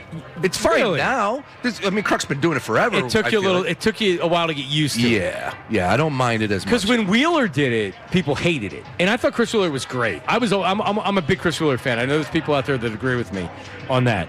The Sarge was good too because he would come in the middle innings and spice it up a little bit. It's Cadillac time. But I like Kruk. Ben Davis is fine. Post game, I just want Ricky Bo because after a loss, if Ben Davis is on there, I'm probably not. And I like Ben. I'm not putting it on. If the Phillies lost, and I know Ricky Bo's going to be mad because I'm watching. I'm watching. Yeah. Honestly, an unimpressive win is also a really, really good time. Agreed. For Ricky. They were up 7-1, and it's like 7-5 they win, and it's some reliever got shelled. Example. After Eagles win games, we don't have to be happy because they won the game. Right. You can have a game where you're like annoyed or ticked off that they won the game. Like, yeah, they won the game, but all right. So with the post game broadcast, when Seth was there and Seth would spend the first 5 minutes mad that they didn't run the ball enough, but they won the game by 2 touchdowns. That's interesting. And it drives you nuts sometimes, but it's very friendly post game right now when you put on NBC Sports Philadelphia. I love Seth. Yeah, I do. No, I do too. Great human being behind the scenes, and too. Honestly, I'm less likely to tune in. I always DVR it anyway because I'm watching games after the Eagles game's over. I'm not going right to post game. That's just me. I admit that. But when Seth was doing it, it was much watch TV. I know Jaws is going to be positive. I know Barrett's going to be positive. I know these guys are going to be positive after a win. Sometimes I don't want to be happy after a win. I want to be mad, Ray. Yeah, well, that's fine. Can I say that Ray's not going to rip anybody? Can I say that sometimes I'd like people to realize that it's entertainment and you just go off and give us a little something too. Like it's a show, it's a television show. Correct. So it's supposed to be entertainment. Yeah, entertainment. It doesn't have to be X's and O's. You don't have to it's week 5. We got a lot of football. You can say that whenever you want, but. Come on, man. It's entertainment. We're tuning in. Entertain us. Listen, make me a bicycle clown. We don't have enough time to play the McLean, A.J. Brown audio right here without rushing it, so I want to do it next segment. But that's coming up. I do have to say this, that Angelo had some comments where he was talking about how the media doesn't hold the team accountable, and he held the team accountable. You also orchestrated Donovan McNabb getting booed at the draft before he ever played a game as a Philadelphia Eagle. And by the way, you wanted to draft a running back, Ricky Williams. And even though Donovan didn't win a Super Bowl, could you imagine if the Eagles drafted Ricky Williams overtaking a quarterback that led your franchise for a decade after that? It was an all-time bad take that gave the city still hear about Donovan getting booed at the draft. And that was a lot of fans, but it's influenced by a guy that thinks he's holding the teams accountable. No, that's stupidity and it's being toxic. This crap with holding teams accountable. Do we not freak out when teams lose? Did I not freak out on Dave Dombrowski? Did I not freak out when they traded Boba, or they didn't get Bo Bichette and they signed JT Realmuto? Who doesn't hold the team accountable here? Yeah. It's stupid. We're fans. We're media. We get mad. We don't need to run hit pieces just to write hit pieces. Marcus Hayes takes care of that, and that's his role in the city. But, come on, sports is supposed to be fun. So you just can't be negative with everything. Sean, I used to ride in the back of my dad's pickup truck in the 80s. Okay. Up to the Little League field. Love it. If my dad did that today, he'd be in handcuffs. You can't do it. We evolve as a friggin' society. We don't have to be negative all the time and ripping everybody. It's a pretty good run by the teams, too, as well, or at least the Eagles. Well, what am I going to say about the Eagles? Seriously, they won 2 Super Bowls in 10 years. Yep. Less than 10 years. They were in 3 Super Bowls in less than 10. What am I going to say? Howie Roseman's a Hall of Fame GM. It's the most successful run in that franchise's history. Yeah, every day do I have to come out and pound my head into the wall against the 76ers? No, what are you going to do? You're so friggin' worn out by it. The Flyers don't want anything forever. My guy is making the podcast run, though. Oh, my God. Seriously, what a loser. What an absolute total loser. It's unbelievable. And it was a guy that I have a lot of respect for based on his career. I think he would tell you that. I think he would tell you that, too. He'd be like, I'm a loser. I know. Because there was in the article I read this morning in the Enquirer, it's the final is I am not in touch with the fans. No, you're not. You're not. But it's not even being in touch with the fans. At what point do you just say, all right, it's one thing if you still believe this, and if you want to believe that they're too soft on the teams right now and he would have acted differently, that's perfectly fine. But what he's done is he's criticized and said there's no talent out there because people don't want to take his same strategy, which, by the way, they do. Anyway, what is he talking about? Like, what an idiot. Like, seriously, what an idiot. He sounds like such an idiot. I can't believe he's still doing podcasts. Like, this is where if he had a real PR person, they'd just say, be quiet already. He ain't got no PR. Stop. Yeah, no, I know. Yeah. But I just, like, it's embarrassing. It really is. It's embarrassing. And I guess that can he be any more embarrassed based on his career? I guess not. But, I mean, Jesus, man. Well, I know what to say to get John riled up. Charlie Manuel, he treated him like a stupid fool and tried to run him out of town. And that man won a World Series. He was totally out of line with that. They booed Donovan at the freaking draft, and that's something to be proud of. That's his career. On top of doing it forever, the longevity, the preparation, how good of an interviewer he was. And he's a great interviewer. He's very talented and much more intelligent than I'll ever be. And much more successful than I'll ever be on the radio. You know why? Because I'm a human freaking being. Well, things were different, too, in those days. No, but you know what? Like, I can't be that guy. I can't behave like that. Well, I'm just talking about pay rate. Okay, He was in the golden area. Oh, yeah, well, we're obviously not We getting ain't making that money these days. All right. God bless him. Well, anyway, we're live at Parks Casino. Ray, Nice you have work. Nice rant. Anything to say about any of this? I Ray? think that pretty much summed it up. You nailed it. Yeah. Broadcasting live from the Bet Park Kentucky, Santa Clara off and running. I got an update today. 8-6. Broadcasting live from the Bet Park. And you know what? If I didn't have the 3 minutes right there, because I didn't want to play the McClain audio, I probably would have never got to it. But we have Jeff McClain. I'm glad you did. A.J. Brown, the latest. Apparently A.J. Brown felt a certain way when Devontae got extended early.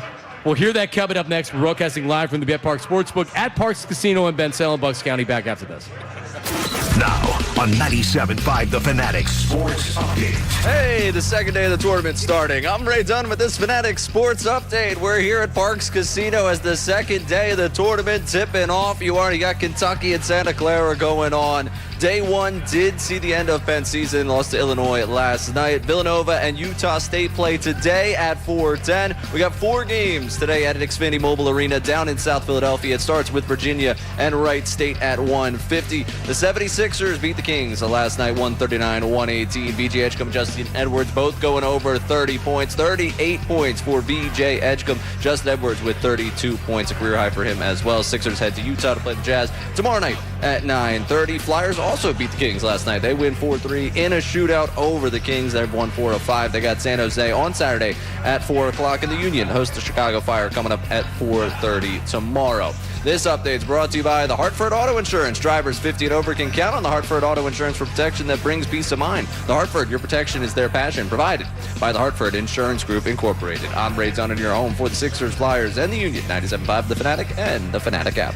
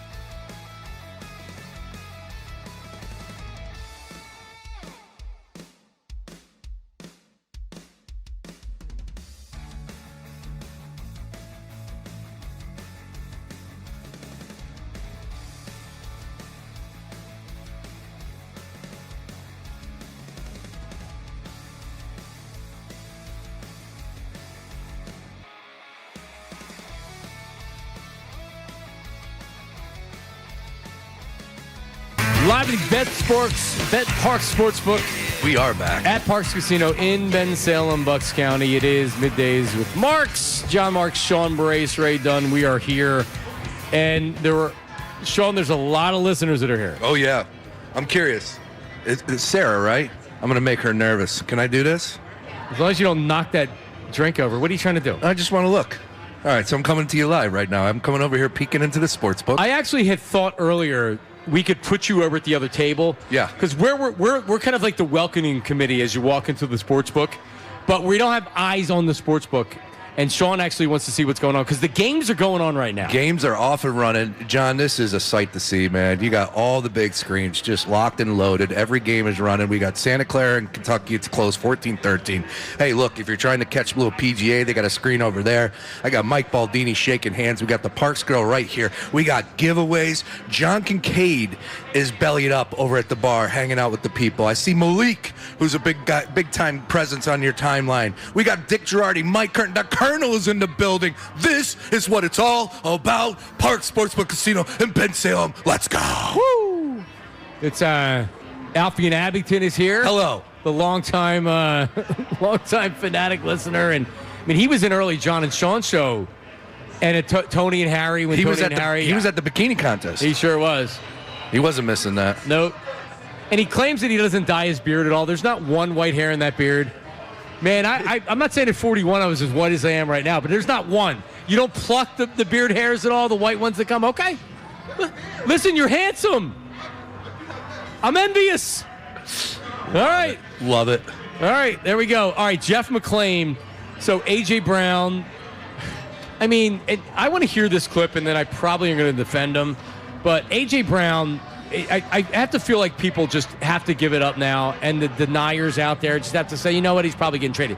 Even if you're going to hold out hope until it happens, it hasn't happened, or it's not 100%, everybody would have to agree it's trending that he's leaving, right? Yeah. That he's being traded. Okay, like if you can't even admit that, I don't know what to say. But Jeff McClain, I believe this is on his podcast, or is this on somebody else's podcast? It looked like Locked On, I believe. Is it a Locked On? I had sent it. I don't know who that. Yeah, Locked On looks like. Oh, so is that Louis DiBiase that he did it with? No, Greg Bedard. Oh, so no, he's not even there. Yeah. That's Boston Sports Journal if it's Greg Bedard. Yep, that's what it is. All right, so Jeff McClain had this to say, because they're doing the same thing up there. They're saying A.J. Brown's going to be a Patriot. A.J. Brown's going to be a Patriot. We're saying down here A.J. Brown's going to be a Patriot. Here's Jeff McClain on A.J. Brown.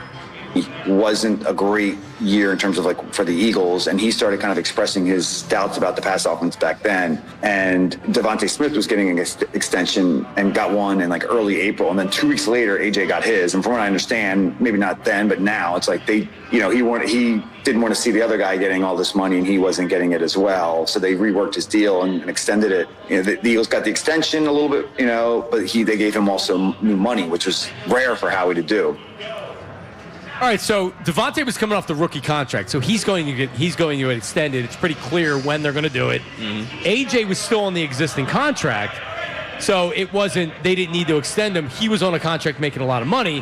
Devontae gets a contract, AJ's mad, and so they have to rework the deal and give him some extra guaranteed money. Seems like a lot of NFL players would do the same thing. Right, it's the optimal word here. Is he mad, or is he using that as leverage? He's probably mad, and he used it as leverage. Right? Because you need a happy A.J. Brown. It was smart to give him a little bit of money. Right. Yeah. It does hurt where we're at right now. Like in retrospect, now with hindsight being 2020, giving him that contract has made this whole maneuvering much more difficult because there's more years on it. I can't imagine it has helped where the cap held that they're going to find themselves in. Like him getting that new deal, getting that new money probably is a part of the reason why we're doing the save the date, June 1st, we'll have news for you. Man. Yeah. What are we doing June 1st? But it was still a smart move. They got a Super Bowl out of it. Right. Am I going to be upset about a Super Bowl? No. It is like the one thing with money in the NFL, right? Every player understands.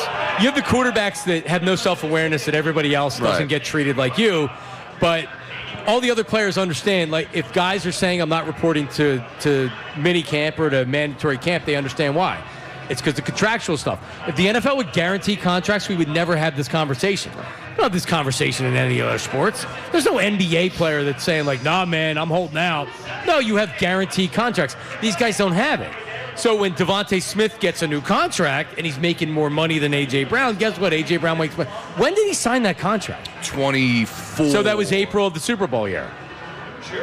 And Howie wisely gave him a little bump because he had a really good start to his Eagles career. So it's not like he didn't earn. Oh, yeah. 3 years, $75 million contract, including $20 million signing bonus. So they gave 51 guaranteed. They gave him an extra 51 guaranteed. And they were also they probably wormed some cap space out of that as well. They got something out of it. I'll tell you what. You look back at that draft class, 2021, John and Ray.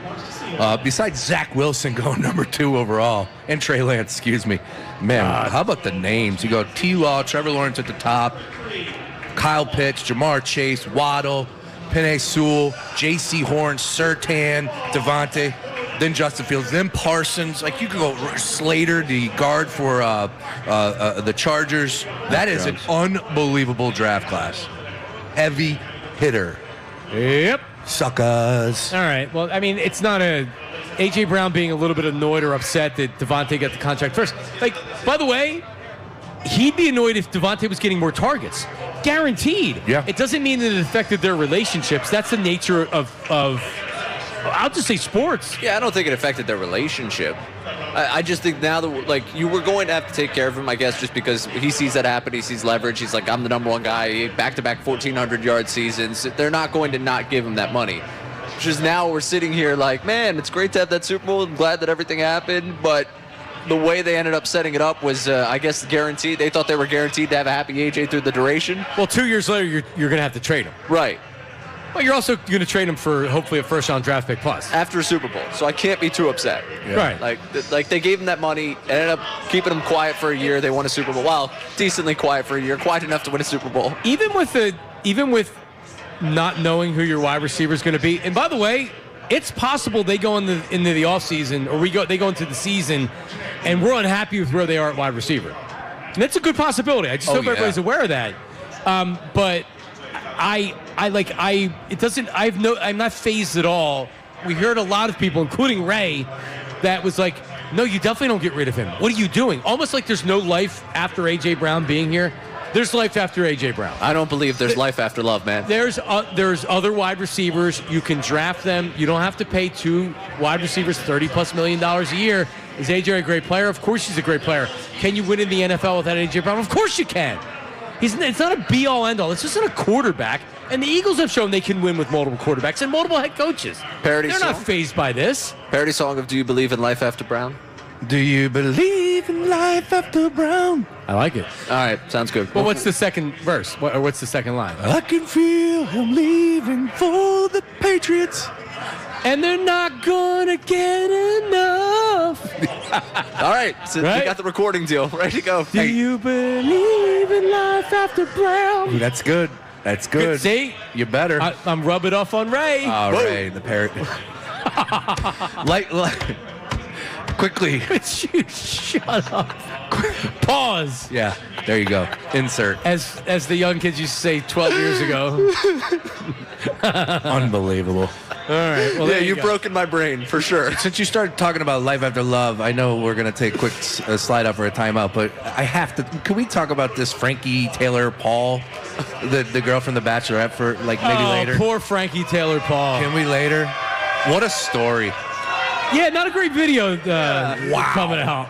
Yeah, let's make her the Bachelorette. Sure. All right, with that, there's wildness going on at the Sportsbook. I'll update you on what's going on in the games. That's coming up next. Middays with Marks, 97.5, The Fanatic. All right, but we are live at the Sportsbook at BetParks.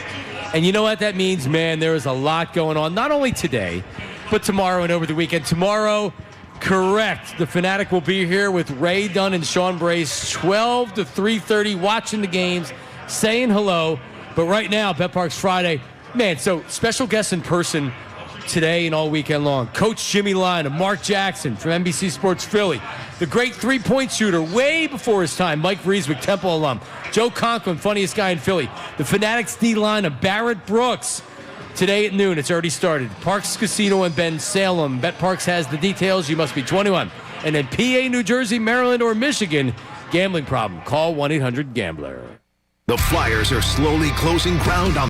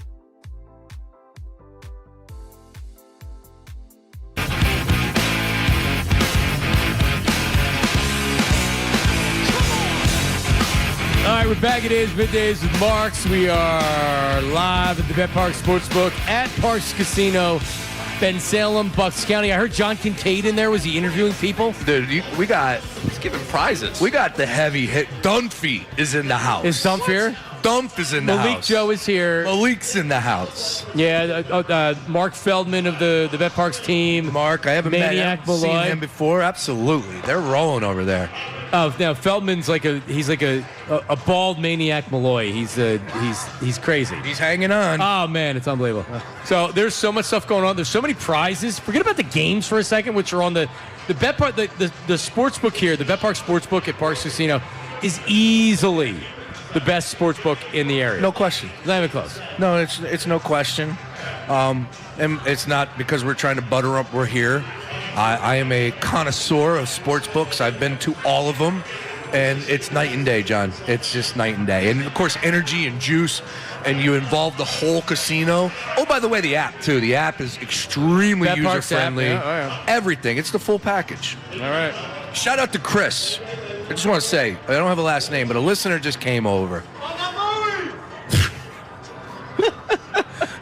It's in the hole! Or no, what did they yell? Mashed potatoes. Mashed potatoes, They yell yeah. that, whatever, yeah. Chris just came over, and doing this show, you're talking on radio, you don't get the instant feedback at times, right? But it's cool to hear people come over and be like, man, I've been listening in the car. It's great to have you guys back. And the chemistry is there, and that's what it's all about. So we appreciate all the listeners coming in, checking in, and saying what's up. And he listened to you on The Gambler, too. That was wild. Wait a minute, on the Red Solo Cup frequency. He threw that number at me. I go, like, were you in the building? You're the guy that... Yeah, you were the one. Thank you. All right. Well, so what's going on? We have some early games here. Kentucky, Santa Clara, 23-18. That's about 6 minutes ago in the first half. That's at 7:10. Yep. And then you have the 12-5, and you always get the upsets with the 12-5 in the first round. Akron, Texas Tech, that game's just getting underway, 6-3. But yesterday, the 2-6-11 teams, I was looking at the lines. Each of them were 2.5-point spreads, which really is telling. It's like Sean today, the 8-9 game. Villanova's the higher rank, but they're underdogs in the game, 1.5 underdogs to Utah State. I wasn't surprised that both 6 seeds lost yesterday. Mm-hmm. And the one game, like Carolina collapsed, and that was an overtime game. What was the other game? I don't remember what the other game was. That was a blowout. Louisville, South Florida, which was a blowout. That was a 6-11, and South Florida covered the 4.5, which a lot of people were upset by. But I did have USF. I got that one right. Not a lot of half, 50-50. I lost a little bit, but at the end of the day, we roll on. Here we are, day 2. I did have BYU. The number 1 overall pick, Tabitha, goes off, AJ, and scores 35, I want to say. And 35 of the team's 71? Correct. So 35 and his teammates at 36? It's unfortunate. Thanks for the help, boys. Richie Saunders went down with an injury a couple weeks ago, and that was the deal breaker for them. If not, he could fill it up from outside. That would have been a tough team to go up against. Credit to Texas. Now won back-to-back games. Could they keep that momentum going against Gonzaga? I believe they can in that next round. We'll see what happens, but that was a tough one. And then, to your point, John, what you originally said, the 5-12 game of the night yesterday was easily High Point with the victory over Wisconsin. Yep. What a win. Game of the night, easily. That upset, just incredible. And that's what it's all about, the theater, the drama, and to see a 5 lose to a 12 like it does every single year. I said yesterday, I thought the 11 seeds were going to be this year's 12 seeds, where we were going to be talking about the 11 seeds being the guys that end up winning games. I had South Florida and VCU. I was wrong. It should have been Texas and VCU were the 2 that you should have been on when it came to 11 seeds. But interesting to watch today, that Miami of Ohio team being 11 seed against Tennessee, trying to make it 3 of 4 for the 11 seed. Disrespectful, Ray. That is a big number. I have Tennessee on that side. I'm on the Tennessee side of things with that one. All right, well, let's put that to the side. Let's talk about the spread. 12.5. Disrespectful of Miami of Ohio, you're saying. Yeah, what you watched the other night, for sure. What you've watched all season. This is a top 5 offense in the country. Yeah, and they showed it against SMU. Now, they did hit a ton of threes. Can that carry over? But 12.5, that's an easy play for me. We're all Redbirds today. We got 2 MAC teams playing today. Isn't that just the beauty of March? We got Akron playing right now. We got Miami, Ohio coming up. I'll be there for the Miami, Ohio game. I can't wait. That's reason number 1. It's the best sports weekend of the year. Maction, baby. Who doesn't love Maction? All right, so you have the early games going on. Next round of games starts when? When at 1:30, I guess, is the next. We got Arizona coming up, which is not your number 1 overall seed, but it's a 1 seed. Rod Strickland on the other side. Well, yeah, that's the game that set Mad Dog Russo off. 30.5. Yeah, you're telling me LIU gonna go all the way out? You gotta play number 1 Arizona? That's fair. Which, to be fair to Mad Dog Russo, well, actually, on the other side of the argument for Mad Dog Russo, they're going to be playing at 1:30 their own time out in San Diego. This for Arizona is basically like an 11 o'clock game, like a 10 o'clock game, right? I mean, this advantage Sharks. Why don't you make a play in the middle of the night? Not very fair. That's a good Mad Dog. I like that. Nice work, guys. Short spurts is when I can do. I couldn't do a full game as Harry, but I can do Don Carmen. or something like that. St. John's playing at 7 o'clock on the what is it? Play. The Johnnies. Yeah, out west. Where All right, so Sean's lock of the day, if you didn't hear, is Utah State -1.5 over correct. Nova. Is there value in just taking the money line and not messing around having to have a 2-point cover? Yeah, sure. If it's 2, I could get there. -125 right now. I'm seeing it -1.5. I just. It's going to be a tough one for Villanova. They have some really good on Utah State. They have some good guard play and some guys that can really fill it up, some with athleticism on the floor. I would look at Utah State to pull away in that second half. But, again, I'm doubting Willard and his team just because of what I've been able to see these last few weeks. They really haven't impressed me, and that game against Georgetown was not a fluke. It was not a fluke. I think this one could potentially fall in that category as well. Yeah, and when we had him on, he didn't even like, if he talked more about like we were tired and like that. Obviously, it's a loss, but like he feels good that they've had some time off or whatever. That's the way to look at it. I'm not here to argue, right? But like that's what I guess. Like he wasn't saying, oh, that's just a fluke or whatever. No, like if you read the writing on the wall from when Willard was on.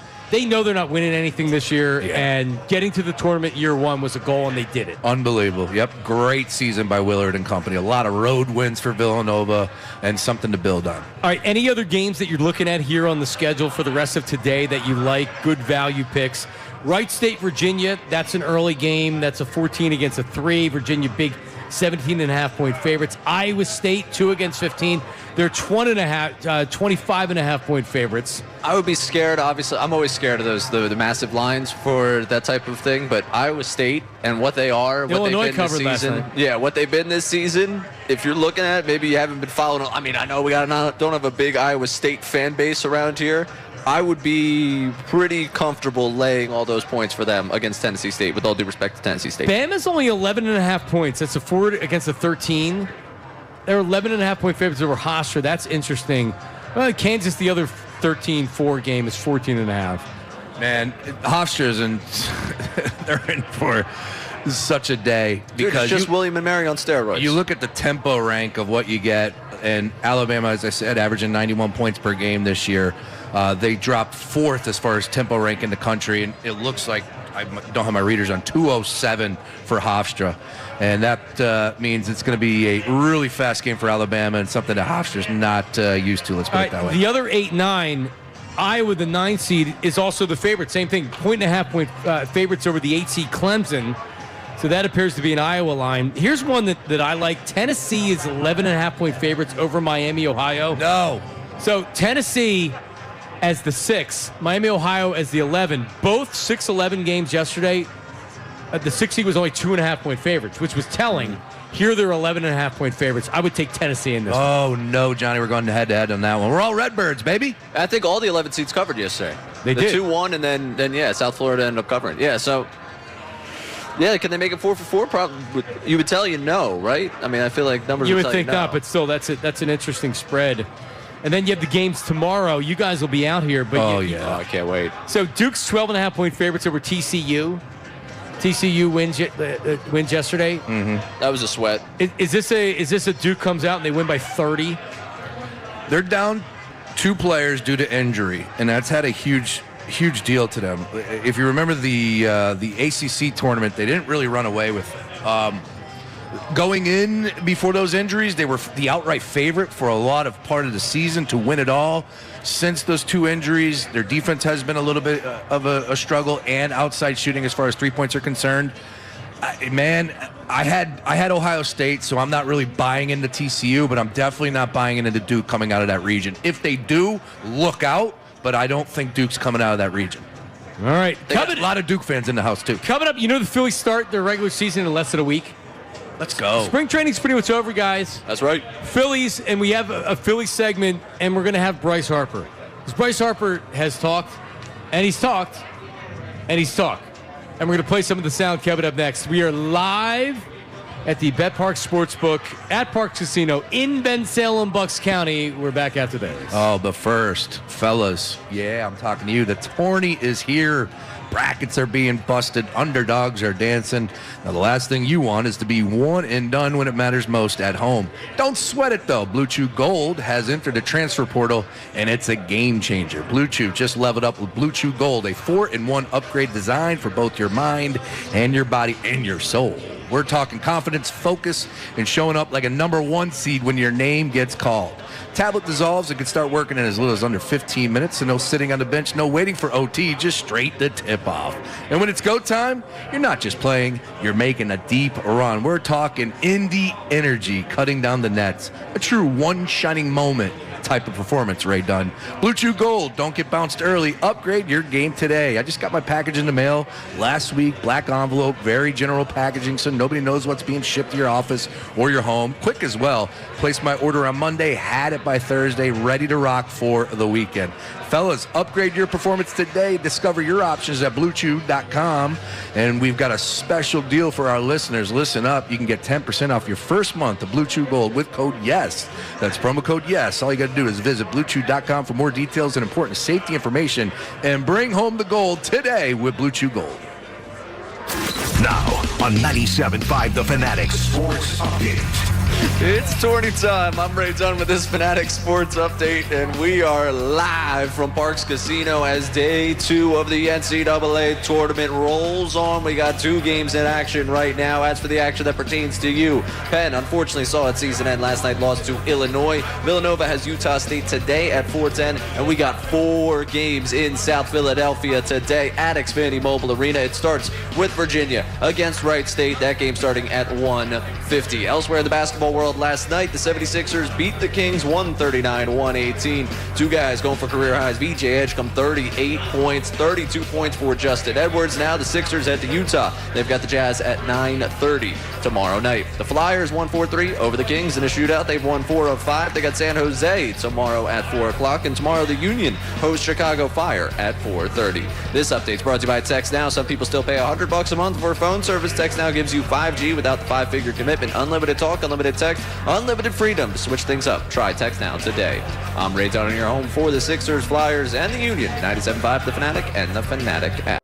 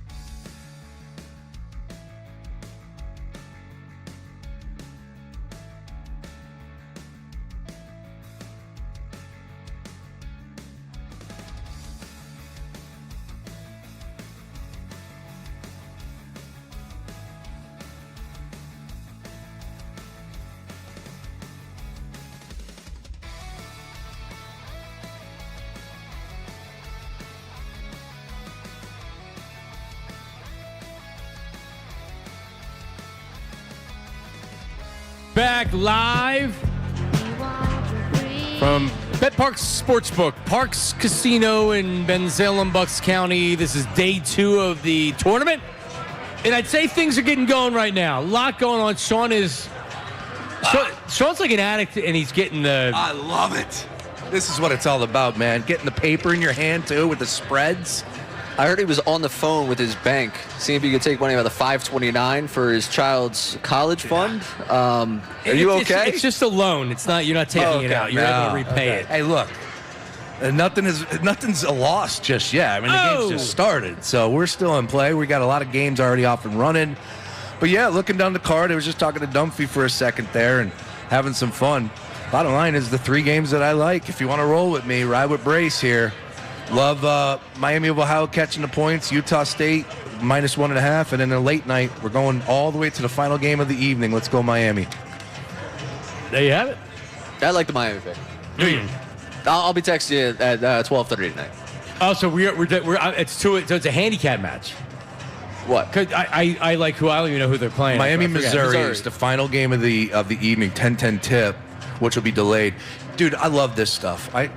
This is what it's all about. You got some freaks out there that have put together some numbers, crunched some analytics, all that stuff. When games are delayed, people bet the under, and over the years, that has paid out like 65% it's hit. When games are delayed, you take the under in that game. It's pretty cool. Look. So last game of the night, if there's an overtime game before that and they're starting 30 minutes later than they should, you probably take the under. Yeah, take the under. However, obviously, that's great advice. Yeah, look, there's games that you can lock in on, and there's a lot of people that, make a living off of tournament time. They really do. Yeah, Tennessee, Miami, Ohio. I love Tennessee in the game. And I can't name any players, but it's just... We're going head-to-head on that one. There you go. Yeah. Can I give a quick 24-hour tease? Sure. We're going to be here tomorrow. Oh, yeah. At Parks Casino during this time slot, 12 to 3:30, actually, tomorrow. From here, during the games, we are going to be joined by Phil Martelli Sr. at 1 o'clock tomorrow. Wow. Talking about his son, the VCU Rams, who play tomorrow night. So, just got that confirmation, so I figured put that out there. Nice work, Ray. Nice work. Phil Martelli Jr., and again, because what happened with North Carolina and the name and the brand, that's the focus, right? Blowing a 19-point lead, playing poorly in overtime, losing back-to-back years in the first round. I get it. Phil Martelli Jr.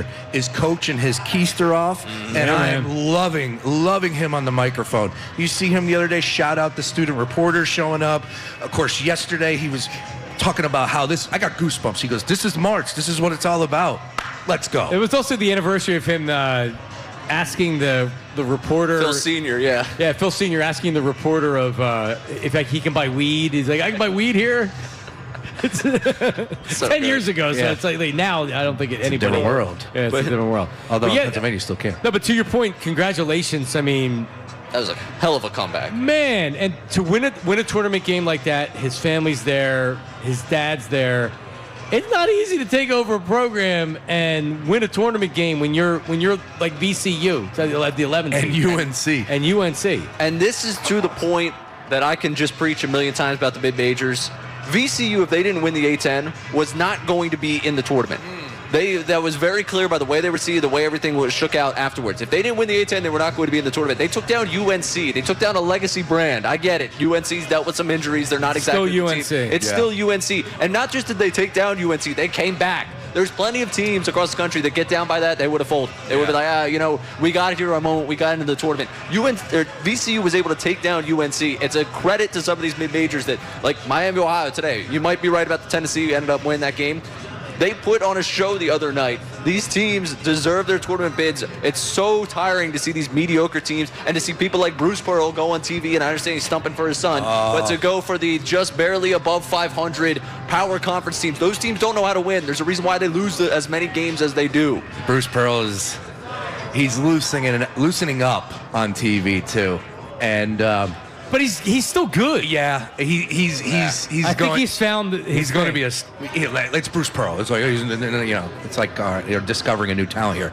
But he's loosening up, and now he's slowly but surely going to turn into just an absolute stud, and that's good. That's what we want. Like, we're tuning in. Let's have some fun. He just rubbed us all the wrong way when he was banging the drum for his kids' team with 18 losses. All right, you know what? Congrats to Stephen Pearl. 18 wins in his first season, most ever by an Auburn head coach. Shout out to him. I hope the NIT runs great. Really? Yep. Maybe win a game or two in the NIT. Yeah, there you go. All right. Well, there you go. Bryce Harper. I mean, listen. He probably would have only hit 200 this season, but because he got a home run in the 8th inning of the World Baseball Classic, everything is great against Sean Brace. No one worried about Bryce Harper anymore. He got that big home run. But he's been, and I don't know what we have here, Ray, because maybe you can. Yeah, we got plenty. So let's start with the World Baseball Classic while we're there, because he gets back to Phillies camp, gets a chance to get in front of reporters, and they get to ask him, because he's talked a lot in the follow-up to the World Baseball Classic. We had the Passan story, we had the Rosenthal story. Now we get a chance to hear him at his locker talking about the experience of the World Baseball Classic. Felt great. I just tried to enjoy it, right? I tried to enjoy the moment, looking up into the stands. It kind of felt, obviously, like Game 5. I think I said that before. Being able to kind of put a country on your back and make something happen, and late in that game was huge for our team. And obviously, it didn't come out the way we wanted it to. All the congratulations to Venezuela. They played great. Pitching was awesome. Dynamite for them. That was a great championship game. Obviously, I thought baseball won in that moment. Oh, what a line. Yeah, we talked about it after the fact where he was hugging players and, doing some things on the field post game that was definitely getting a lot of attention, a lot of fanfare, and rightfully so. But I joked about whether or not if he didn't hit that tying home run, would he do it? If he strikes out to end the 8th inning, is he giving hugs? Probably not. Probably not. But I also want to be fair. The dude eats, sleeps, and drinks baseball, has his whole life. Like when he speaks about the game, like I feel like we gotta believe him, right? It's genuine. It's genuine. Thank you. I'm not for sure. I mean, geez, he dropped out of high school so he could get his GED and then go play. It's pretty. I mean, is there anyone more committed to the bit of being a professional baseball player than Bryce? And delivered with all that hype, which is very rare / difficult. I'm a Bryce Harper fan. Same, for sure. But like the hugging and being front and center after. I mean, everybody was talking about it. Jeff Passan was Bryce Harper. It was good. It was good. All right, what else do we have, Ray? We got from talking about what he's delivered. One thing he hasn't is a World Series title, and this is another championship in which he didn't win. Bryce Harper's very aware of that, and he wants to let you know he notices just how close he's been to winning. I've been so close as an individual player as well. Obviously, that's the remaining thing on the mantle, right? I think obviously, winning a gold medal in the WBC would have been incredible. But also, winning a World Series trophy is what you play for, what you dream for, and hopefully looking forward to doing that this year. Yep, there you go. Yeah, like it's nothing that he doesn't know, nothing we don't know. I'm with you though, John. We said this earlier this week where it was like, hey man, this guy had a pretty good year last year, right? In the grand scheme of things, he had a good season. Did he come up small in the playoffs? Of course, but let's not allow some of these facts to be sliding because of our feelings are a little bit hurt that they don't come through and win a World Series. He's a hell of a baseball player, and he's still got a great swing, and you put him up in those moments, he could still deliver like he did in the 9th inning. All right, Ray, I know there's one more cut because it gets me happy and excited, right? This is about actually what he's going to do this year. Yeah, actually playing baseball. This was good to hear from him. Here's Bryce Harper talking about what he's looking to do more in 2026. Obviously, that's a big thing for me. So if I can hone in my strike zone and understand I'm really good when I walk, and if I could walk 140, 150 times this year, then I think I'll be right where I want to be. Yep. I've been saying it for weeks. I've been saying it for months. The protection thing is it's an excuse that's real, but it doesn't let him off the hook. If you know that you don't have somebody protecting you, then you got to know that you're not going to be seeing the fastballs and they're throwing you balls. Now, do we agree he's going to hit second in the lineup? Ray, you agree with that? I guess, yeah, if he wants to. Well, at this point, there isn't hitting second. This isn't 2005. It's not an insult to. No, it's where the best hitter typically hits on your team. I would like him to hit higher in the lineup, especially if he's going to complain about the protection here. So if he wants to hit second, let him hit second. It seems like he's not wanted to hit second before. Yeah, but at this point, it's not about him. It's about the team, and it's clearly you need to shake up the lineup a little bit. Doesn't mean he's going to be there too the whole year if it doesn't work. Yeah. But at this point, why wouldn't you want Schwarber hitting behind him other than you don't want to screw Schwarber up? Because he was so good last year. I will also say this, and I think we're all in agreement here. Topper will put a lineup out there, let it play out, 2 weeks, and then he's not afraid to make a change. So if that's the lineup to start the season, As long as if it's not working, I'm not going to panic. I think he'll switch some things up. Agreed. And true or false that they have the ability to be flexible at the top of the lineup, like you just brought up with Harper, and where you're going to bat him. They always wanted Turner to be the leadoff hitter, but it wasn't like that because he wasn't producing. So they didn't just jam him in there and say. And Schwarber had the leadoff for a while, but Schwarber is now hitting where he should. Yeah. Which he's an RBI producer. So whether it's 2 or 3, he led the majors in RBIs last year. Yeah. I just want to put a number to it because he wants to walk 140 to 150 times. He's never done that in his career. 130 is the highest he's ever had in terms of a walk total for a season. If we're going right now, triple digits is the goal for Harper? He better. Because the triple digits he's hit once as a Philly. That was the MVP season. That was it. He has not walked 100 times, and I guess he walked 99 times in 2019. But, is triple digits kind of like you want a career high in a Phillies career high in walks? So 110, is that the goal? Yes. Okay. If he just gets a little bit more selective at the dish, I think that's an easy number. Especially early in the season because they're not going to adjust. I mean, I don't think they're going to adjust. T-shirt. Nice T-shirt, man. Rest in peace, Reed. And I think his well, yeah. Oh, poor Reed. People were killing him yesterday for his comments. But to your point, actually walking more will help his offensive numbers at the plate. Mm-hmm. Like you said, being more selective. So I mean, when I say something's got to change, I'm not trying to be overly negative when I'm saying that. But if you want to get back to where people are saying, no, Bryce Harper's a perennial MVP candidate, he can't keep doing what he's doing. He's not staying healthy, and striking out more and walking less is not the formula for success. He's not the player physically. He's not the player that he was 4 years ago. You're just not, period. He's still good enough. Oh, yeah. But you know how you know what you do? You become more selective. You become a better batter. I mean, Jesus, he could have his best year this year as a Philly without hitting 45 home runs, with just being a guy at the plate Bryce took another walk. Here comes Schwarber. 2 runners are on base. Let's go. Oh, yeah. 4 seasons with 100 walks. 2 of them were MVP seasons. Yeah. That's enough. That's enough evidence for him that he has to be more selective, and that comes back to him, not who's protecting him in the lineup. When I think of Barry Bonds, obviously 70 home runs, steroids, and all that stuff, but the most impressive thing he ever did, all really, that stuff, yeah. Yeah, all the the Balco, his head grew. Yeah, a little bit. Yeah. I thought about Miami Marlins hitting coach. But the most impressive thing that he did was he would never swing at a ball. He literally went up there and said, if you don't throw me, and this is when he hit 70 home runs, if you don't throw me a strike, I'm not going to swing. And he didn't. He got 1 pitch to hit every game, and he always hit it out. His on-base percentage was like 560 one year. Yeah, Barry was insane. Barry is one of those players that I will definitely talk about. Barry, Shaq, these are just dominant dudes that are just on a different level. You can, Ray, you should have been there. I should have been there. If you want to do all-time player, like NBA top 5, center top 5, but as far as dominance as a player, I've never seen a player more dominant than Shaq in the NBA. That's it. With very few offensive skills other than he was an amazing athlete and the size. It would be interesting to see him in today's game because he would still do what he does. No one's stopping him point blank in the story, even Joel Embiid and his, his height of his defensive playing career. But the fact that he doesn't shoot outside, he can't shoot outside, it would be intriguing because you would have to play him and deal with the 2-pointers. You would go up against the Celtics in the championship and probably lose, I guess. Right. They put a center that shoots threes. Shaq out there struggles defending it. No, you're right. Let's go to John and Maniac. Maniac Malloy from Bet Parks is going to come over here and join us for a couple minutes. John and Maniac, what's up, Johnny?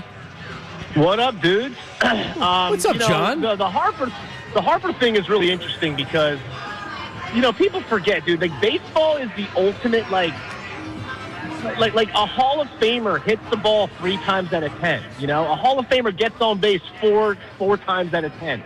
The other 6-7 times are batting in place, striking out, hitting the ball directly into the glove. And I feel like it's such an easy sport to get angry at or to think someone sucks. So I remember when I first started calling your show back in the day, Johnny, when Howard was hitting 120 RBIs a year, but everyone hated that he struck out 200 times. They'd say, who cares? It's a byproduct of it. RBIs. Yeah. What? You want him to do a sac fly to what? To get another RBI? He already has 120. Right. So, my point is, Bryce Harper is still a player that when he comes up to bat, you don't think that they can tie a game up right there, that he can hit a homer right here. He still has that, and he showed that in the WBC, even if he struggled a little bit. I don't know about the elite comments. I think Dombrowski really screwed us on that. I think Scott Boras is the one that started all that, not Bryce in the first place. Yep. But at the end of the day, like what makes me more upset than any of this stuff, and I love you guys, I love your show, is I just see now that we're going to replace Harry Callis's bar with some logo. No, it's an energy drink company. Ghost energy drink. But they wouldn't pay the money for Bichette. I'll cover the entire arena in McDonald's logos. Go and spend the money on stars. I love your show. I love the fact you two are on the radio again. Peace. Oh, all right, Johnny. John. Appreciate it. Well, I would go ahead and have a little bit of caffeine there at the Ghost Energy drink. What would he think, Harry Callis, about having? I don't think he would give a damn. I wish he was alive to so give hang on us a second. his take on that. Maniac Malloy, the senior content creator for Bet Parks, joins us right now. Boy. Why have you never done the Harry Callis? I've been doing baseball podcasts with you for years. I keep it in my pocket. I was waiting to spring it on you for when we're doing our show this spring, me and you jumping on a little podcast action, 97.5, The Fanatic on the YouTube. So I'm going to be doing that for you then. Philly Baseball Talk, Maniac Malloy will be a key component in the podcast, Sean Brady. Let's go. A cog, some might say, a key cog. I have been admiring what Maniac and his crew have been doing for years here at Parks. Tremendous fun coming across the timeline, let's put it that way. Appreciate it. And the best sports book, obviously, to watch any and all games as far as Phillies or nationally. But, man, Maniac, great to meet you finally, and obviously a huge fan of your talents, sir. So great to have you on board with the, what with a the podcast. Plug. Let's go. What a plug. This is unbelievable. I love it. And this was all before I knew he could do Harry. This is my first time going on the radio, actually. Is that right? Full blown. So this is exciting and a awesome opportunity, and thank you for the plug there.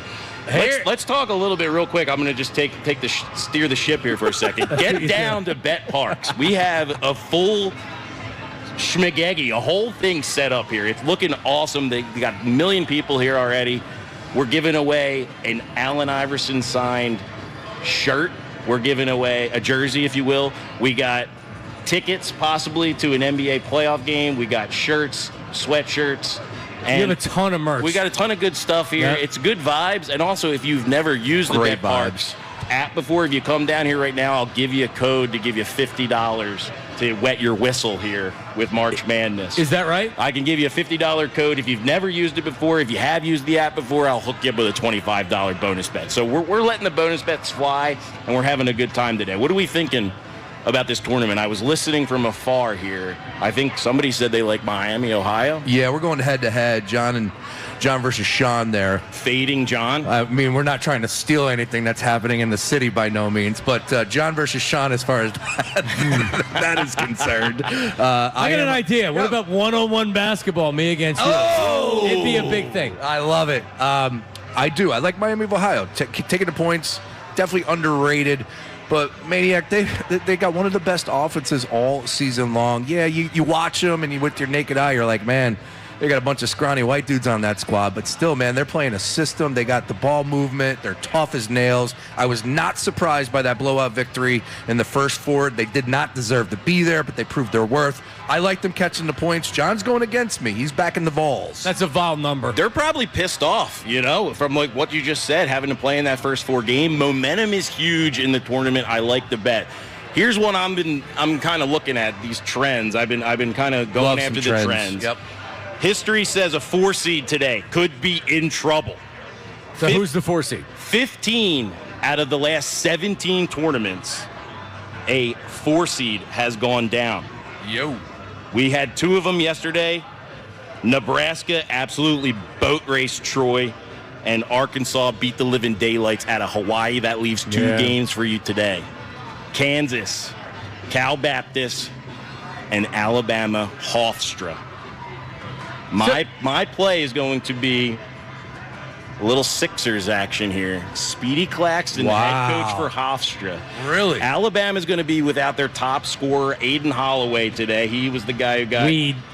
Smoking the weed, man. You gotta stay off the weed. You gotta stay off the weed. He's out. That's going to be huge. The guy shoots like 44% from 3. It's also, I mean, it's a light line. They're accounting for that in that line as well. So 11 and a half. I like outright, baby. No. Outright. What's the money line? What's the money line on that? I think it's around plus 500. Oh, that's good value. Throw $10 on the money line and then take the point, and then. It's history shows. History shows. 15 out of the last 17 years. Last year it didn't happen either, I believe. So this year, I like the odds, baby. All right, I like the odds. There he is, Maniac Malloy. That's why he's the senior content creator for Bet Parks. Make sure you follow Bet Parks and Parks Casino on social media. You know, so right now he's wearing, and we got to wrap it up, but right now he's wearing it's almost like a Nike sweatpants suit, but it's with orange basketballs. It's orange and white with orange basketballs. He's prepared. Anthony Gargano actually tried to fight me for it and get It looks off like because something it's very Anth- South Philly. It looks like something Anthony would wear. It looks like something I would wear. I have a camouflage one that I got from the Nike online store. It's like $180. So it's a nice item. You know, they went up to the Big East tournament. Him and Mark Feldman went up to the Big East tournament. Tradition. Outside of Madison Square Garden, harassing people with the Bet Parks microphone. Love the Dressed Big like East that. tournament. Yep, Dressed love like the that. Big East tournament. You got yourself a good championship, but not a good game with St. John's and UConn. Wasn't the best game, but still, those two teams, unbelievable matchup. Weak conference this year, but also I like Villanova today. Oh, we're going head-to-head there. Utah State is terrible, Uh-oh. terrible in the tournament. Yeah, see, believe me, he gives many losers as winners here. That's so just all right. keep that in mind. That's the beauty of the tournament. Let me just give you some advice, though. Try to bet these straight. You know, parlays are fun. You make a lot of money on the parlays, but let's try to be a little bit disciplined today, folks. Yeah. If you take anything away from this, let's go with the straight bets today. Utah State stinks, though. Villanova, easy win there. Money line Villanova. Easy win. All right. There he is, Maniac Malloy. Unbelievable. And listen, Thank you can Thank stay here because I got to talk about Bet Parks right here. So Maniac Malloy, you stay right there. But we're coming back here live from Bet Parks Sportsbook inside the Parks Casino in Ben Salem, Bucks County. Middays with Marks, 97.5 The Fanatic. All right, yeah, so we're here, and I'm here with Maniac Malloy. So Maniac Malloy, tell me what's going on today, because that's really like when I'm talking about Bet Parks and what's going on today. The place is jamming, but there is lots of room for people to come in and watch all the games. But yesterday you had a bunch of appearances and things like that. What do we got today? I mean, first of all, the Ben Salem Sportsbook here, Bet Parks, is the best sportsbook in Pennsylvania. A huge wall of television, so we're going to have every single game on. You can watch them all at the same time. We are doing the human slot machine. So you come in, it's really fun. We got 3 promo models that are in the slot machine. You show us that you have the app. You're going to get a spin on the wheel. You can win NBA playoff tickets. You're going to either win that or you're going to walk away with a T-shirt or a sweatshirt. So we got really nice threads for you. You can also enter into our raffle to win autographed basketball and jersey from Allen Iverson and Tyrese Maxey. Yeah, and we got people that have never signed up for the app before. If you sign up, we have a code here. I can't give it to you over the air. You got to be here. I almost said it out loud. So you come in here, we'll give you the code, and you'll get $50. I'm also walking around with promo codes, too. Come up, ask me. If you have the app, you can put that in there. You get $25, wet your whistle a little bit.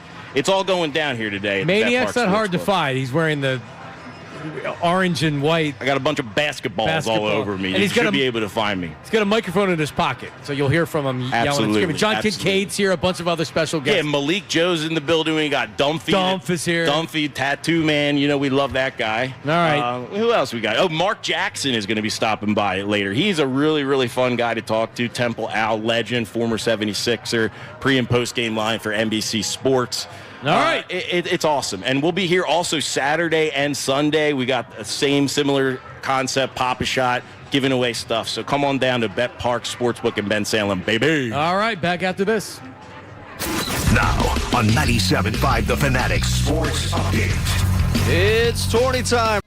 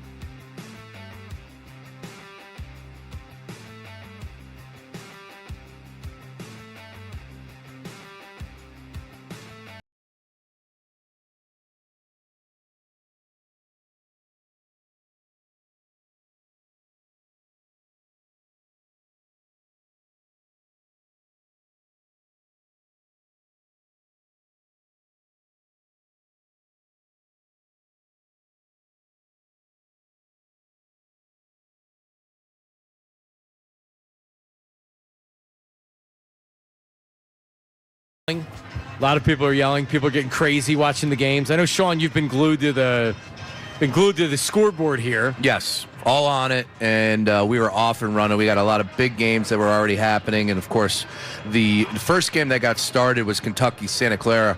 That was supposed to be a game that was going to be high flying, a lot of scoring. Halftime, 31-29, Santa Clara, the 10 seed, over the 7. They were up. It's now 46-42, 13 to go in the second. Kentucky bounced back, obviously, but that's a tight one. And then Texas Tech, that's a 5-12 matchup. A lot of people were pumping up Texas Tech. A lot of people were pumping up Akron. Texas Tech was dealing with a big-time injury, so some people saw the writing on the wall for an upset. Currently at the half, 40-35, Red Raiders over the Zips. All right, but I mean, just because it's a football Friday, a basketball Friday here at the Bet Park Sportsbook, we still have a weekend watch list that Sean Brace has to get to. Correct, Sean? Let's do it. All right, let's do it. It's time for the weekend watch list with Sean Brace.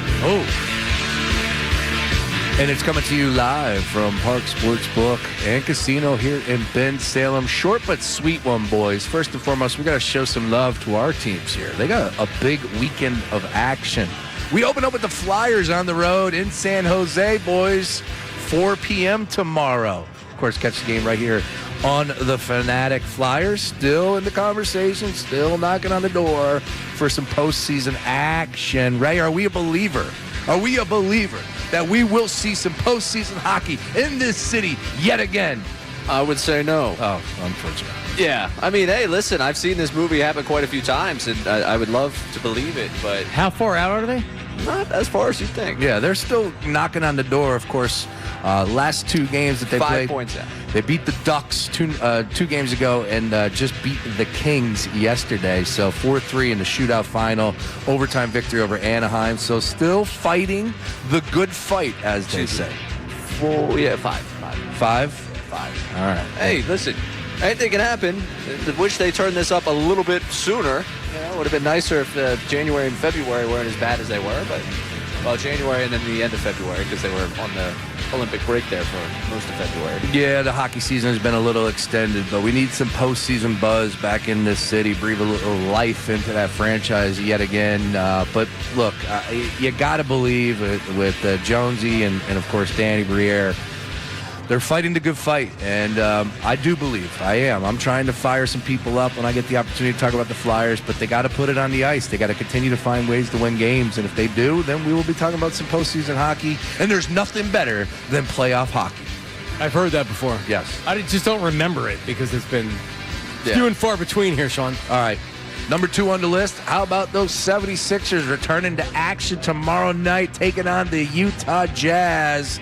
This is a game that everybody's already sharpied in a victory for the 76ers, 38-32 on the season. Jazz are, of course, trying to lose on purpose. Game coming your way at 9:30. Joel Embiid, will he play? Won't he play? My comments are getting a lot of reaction on the timeline, and they're almost like saying shame on me for believing he was playing last night. I don't care. He's got to play. Like, I don't care in the grand scheme of things that these teams are trying to lose. We've been down this road before. He doesn't play, and then he comes back, and then it's, he's got to get conditioned. He's going to play. No, okay, well, then do it now. Do it now. If you are healthy, get out there and play. Like, I'm so tired of this. 11 games due to a sore oblique. He last played, he took that hit to the stomach at the end of February. It's February 20th. It's March 20th, a month later, and he's still not playing because of a sore oblique. BS.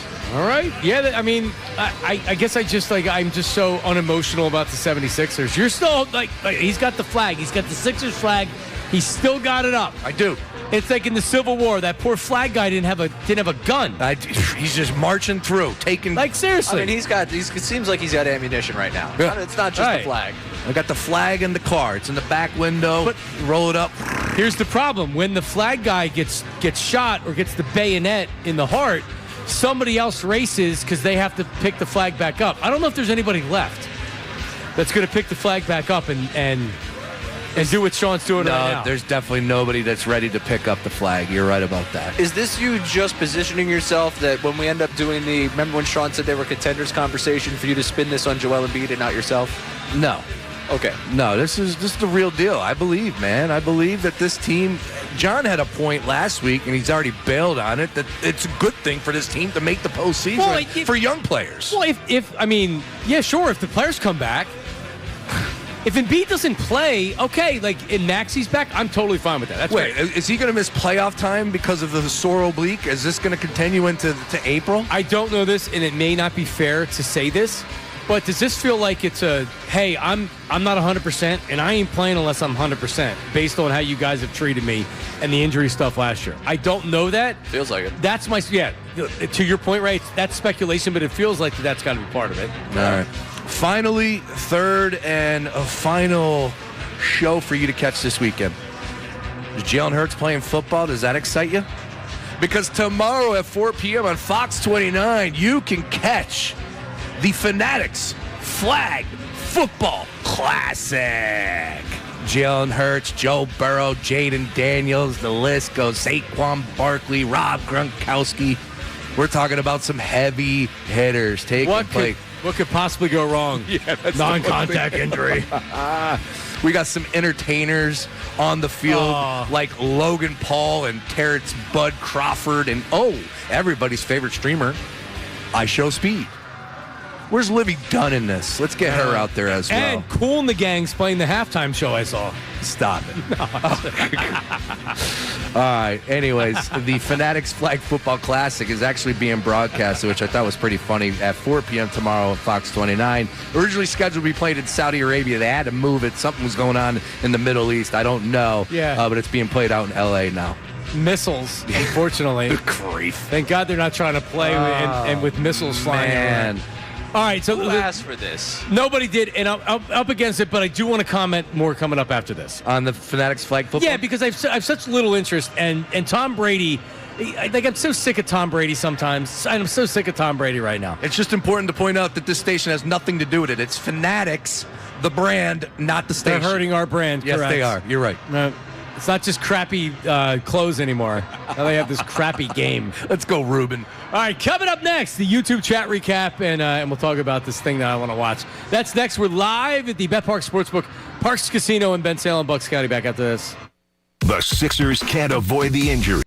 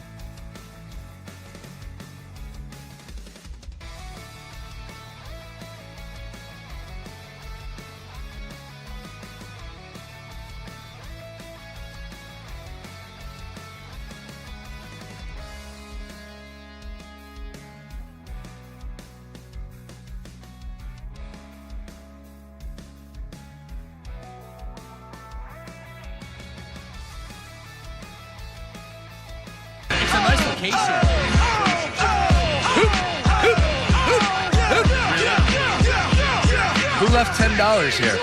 It's on the ground. Oh, okay, nice. Sweet. I think it's mine.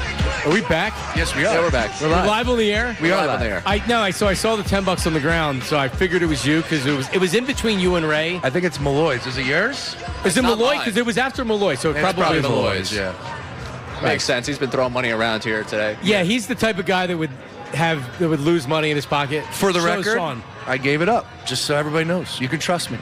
Gave up what? $10. Oh. Could have easily threw that in my pocket. Oh, I thought it meant having cash in your pockets. I gave that up. I actually meant to bring cash today because Yeah. I thought I would have to tip if we had a server or whatever, but then I forgot it. You don't play? On the app. No. Oh, why? I'm talking games, table games. You're not going to go play some blackjack? I am not going to go play blackjack today. What is your game of choice? Blackjack. Okay. I'm talking to John Kincade. He said he was playing a little bit. I came here when they have a great poker room here. So I used to come with my cousin Matt. We used to just come up in like the afternoon, and we would go in the poker room. They have pros that you would see there on a regular basis. It's a beautiful facility. Beautiful. Sit there for a couple hours, and you make a couple $100, lose a couple $100. That's the issue with poker. You got to lock in. Got to take your time. Correct. Like I like blackjack. Scratch the itch. I'm a craps guy. Scratch the itch. Keep it moving. Yep. Ray likes slots. I would go play slot. I literally, when Maniac Malloy sat down with you guys, I was like, I think I got a $5 bill in my pocket. I could sit down here and play a little slots action. Loose slots. Likes the loose slots. Yep. All right. So before we get to the YouTube chat recap, and we're live at the Bet Park Sportsbook at Parks Casino. The guys will be here tomorrow. Phil Martelli Sr. That's is right. joining the show at 1 o'clock tomorrow. 1 o'clock tomorrow. I can't wait to hear that. Also, you got all these people are rolling in via Mike Baldini and Parks. Like, there are a lot of big names that'll be coming here. Mark Jackson's here later. There'll be some surprises. I'm hoping Mark Jackson's here tomorrow. I don't think I'm going to run into him today because he hasn't come in yet. But if he's here tomorrow, I feel like we at least got to get him in for a segment. Jimmy and D-Line will be here as well tomorrow. Awesome. Nice. Oh, I love Jimmy, the coach. He's the best. Regarding the Tom Brady, the stupid flag football thing, yes, it doesn't have the same luster because it's not like when you're watching in Saudi Arabia, it's like, yeah, the prince is paying these guys and he murdered that journalist, so you can be angry about it, which I tend to just like try to overlook those things, so it would have been fine. But now they're playing in Los Angeles, right? Yeah. So now they're having the media availability, and then Tom's got to try to be cute, and he's talking about, oh, I could try to win a gold medal at age 50. It reminded me that they're making flag football an Olympic sport. Correct. You want to cherry pick another gold medal for the USA? Are you serious? They're making it an Olympic sport? Well, breakdancing's an Olympic sport. Right, I know, but that's stupid. At least they breakdance in other places. Do we win gold in that? I don't think we I don't did. know. I just remember the ray gun. Ray gun? Yeah. Was it Australia? Yeah. Yeah. I just remember that. That's the only thing I remember from the breakdancing. I mean, the thing this is setting up for is a potential hilarious scenario where America doesn't win gold. Yeah, in football.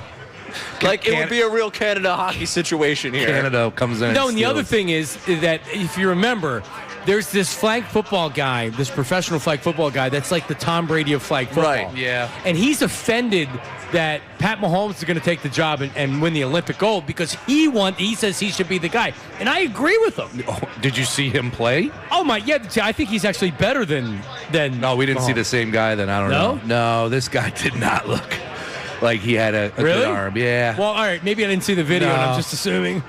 Yeah, at the end of the day, if NFL players are going to play in that, they're going to lock in those positions. I'm with you. I will tell you this, though, John. You are starting to see a lot of the younger kids play flag football, which is cool because parents are scared. It's not like it used to be. Well, they don't want the contact before Correct. a certain age. But also, and I know some. So I have some friends that have kids that didn't allow them to play. Yeah. Contact, like they play flag football until like 7th or 8th grade, and then you kind of need to get into the X's and O's if you're going to play at the high school level. I would just say the other thing too is from the girl standpoint, having daughters, having a daughter, that's pretty cool. Like I'm down with the flag football experience because of girls, but we'll see how it plays out. I'm sure as hell have no interest tomorrow 4:00. That's for damn sure. Well, you're going to be here. I mean, is there a line on the game? Now he might be interested. You might have just got him interested. They may not appreciate you setting a line and then taking sign action, but you could do that. Yeah, I'm sure that there's some market out there that's putting a line up, but I'll pass. I mean, they got Logan Paul. Like, that dude just gives me he makes me icky. Yeah. The fact that he's not, I'm not even. We don't. Yeah, no, it's not even worth. It's not worth my energy. It's not worth my air. It's not worth anything. It's not. It's not worth. I respect the racket. All right. I don't. I do. simply don't. I do. No. I respect the racket, and I just avoid it. Yeah. I'm not staying up to have anything to do with it. I don't know. Like, Hell with whatever. that guy. Yeah. We got March Madness, baby. We do. We also have the YouTube chat recap. Hit it, Sean. It's time for the YouTube chat recap. How about filling us in? Let me tell you something else, man. Watch us live on YouTube every single weekday. I can't lie. Let me tell you something. It's the Middays with Marks YouTube chat recap. So before you hit it, Sean, I don't know if there's a lot of messages about this, but and Ray, I don't know if it looks like this on YouTube, but it looks like my mom's old 13-inch black and white TV. No, it looks like that on YouTube. So it does. Yeah. I'm not trying to be critical because I'm a team player, but did we not have a better camera that could have been color? I could have brought mine from home. Could I borrow it tomorrow? No. No, we're not even on YouTube tomorrow. We're not on YouTube tomorrow. All right, well, go ahead, hit it. Marks is the kind of guy to strike up a conversation with you at a urinal while glancing over. JM from the YouTube chat. Yeah, JM, you don't listen to the show very often. I want no communication during going to the bathroom in a public bathroom. Yeah, that's me. I'm the type of guy that will do that. You will? Well, that's also people at our station. And I'm not going to mention any names, but there seems to be a serial dumper who every time I go in the bathroom at work is holding court on the toilet. Look, you're there for a brief second. You're standing up. Hey, how you been? Good? Nice. What do you think about UCLA? -6. Blah, blah, blah. Like, I see no issue with that. I'm out. No, I mean, I'm not saying that you're the weird one. Well, I am a little bit. No, but like it's not outlandish to be, hey, what's up? Yeah. I'm just not comfortable doing it. That's fine. Right? You're right there with me. If I'm in the stall, I'm not shouting out, yo! No. We talk for 4 hours at a time. Let me have my peace while I'm trying to go. We could awkwardly go to the bathroom and leave. Yeah. Leave me alone. With all due respect. All right, what's next? Hey, Ray, we need more AJ. We haven't covered that topic yet. MBD from the YouTube chat. I mean, Jeff McClain said today that he was annoyed about the contract extension for Devontae. I feel like that's worthwhile. I feel like that's something that's new to the conversation for today. It's also a chance to defend them, which I did. Yeah. I don't know, like what? That's not normal. But it also takes you inside of the situation with the Eagles, which was Devontae got a contract extension. AJ was annoyed by it, so then they gave him an extension to try to make it right. So, I mean, you can praise the Eagles because they did the right thing and it paid off. They won a Super Bowl. Yep. And he still wasn't happy after winning a Super Bowl. Nope. So, yeah, I mean, what did we spend? 5-6 minutes on the whole thing? I think we did a 6-hour show. In a 4-hour show, we did a 6-hour show on A.J. Brown. All right, what's next?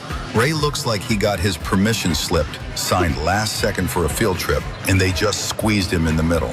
If Bayless from the YouTube chat. Sean Brace? Yeah, I'm not. Have we only done one broadcast before? We did Rally House. Rally House. That was during the Rally Phillies. House. That was it. Yeah. So we do Rally House, and and then the Phillies lost the game the night before. I think It was the day Aaron Nola was about to pitch. They were down 2-0, and it's like, yeah, I don't know if I'd be running out and grabbing a Phillies hoodie today. I just told Ray slide in the middle. I wanted the end. Am I supposed to be next to John? I don't know. I kind of like the producer being in the middle of it. No, I mean, Ray, you're a third mic, but you do run the ship as far as production is concerned behind the scenes. So. But, all I'm saying is I didn't know what the setup would be because we really haven't done a lot. No. I'm just it just looks black and white. That's my only thing is that maybe because it wouldn't be convenient, but I could bring the whole ring thing in where you have the light and it lights us up. Yeah, sure. It just looks like it's color. I mean, I would rather the company pays for it. It's not that much. A couple $100. I know a guy there. I'll hit him up. All right, what's next? Brace loves Maniac Malloy more than Bridget loves Brace. Andy from the YouTube chat. Oh, Maniac. Come on, man. He's a personality. He really is. He lives up to the name. And he's been all over the place, right? Like, I pay attention to the timeline. I am a fan of him, but John's been doing stuff behind the scenes with him, working with him. Yeah, he's my guy. And trying to build him up and get him to join the squad. So I'm absolutely all about it. Let's go. I'm interrupting. Here. What do you mean more than Bridget loves Brace? I got a problem, boys. Yeah, Sean said that, not me. We're back at the studio here. Listening to this. Boys. Let's go. I did not say that. That was in the YouTube chat. Sean. Yeah, there you go. Yeah. But see, yeah, to like, we didn't say that. That's what the audience is saying, Bill. Oh, man. Even a potential problem. The streets are saying. Yep. I'm coming down there tomorrow. Bet Park Sportsbook. Let's go. All right. Bring it. Time for one more? Give me one more. Maniac Malloy came in for Ray so Ray could throw some $1 bills. Kieran from the YouTube chat. No, Ray went outside and smoked. I need a break. All right, that's the YouTube chat recap. I got to pull up the. We have a knockout winner for today's giveaway. Yes. Ray, what is it? Tristan Homan is our winner for the knockout tickets. So see you down there at Knockout coming up. And Tristan is an amazing listener. That's right. That we appreciate. I have to do the time.gov because we have a hard out. So anyway, all right, you guys are here tomorrow. Yes, sir. Yes, sir. Which is very exciting, and you'll be here from noon to 3:30, and they do it right here at the Bet Parks Sportsbook at Parks Casino. There's giveaways, there's appearances, there's prizes, there's games, there's food, there's drink. There's Parks girls. There's Ray. The promo team's here. Hello. There's all the above. Thank you to Petrilli. Thank you very much, Sarah. Thank you very much. Back at the studio, we had Sean Robin run the show, and then Dutsy and Negative Nate. We appreciate everybody. Everybody have a good one, and you'll talk to Sean and Ray tomorrow. See ya.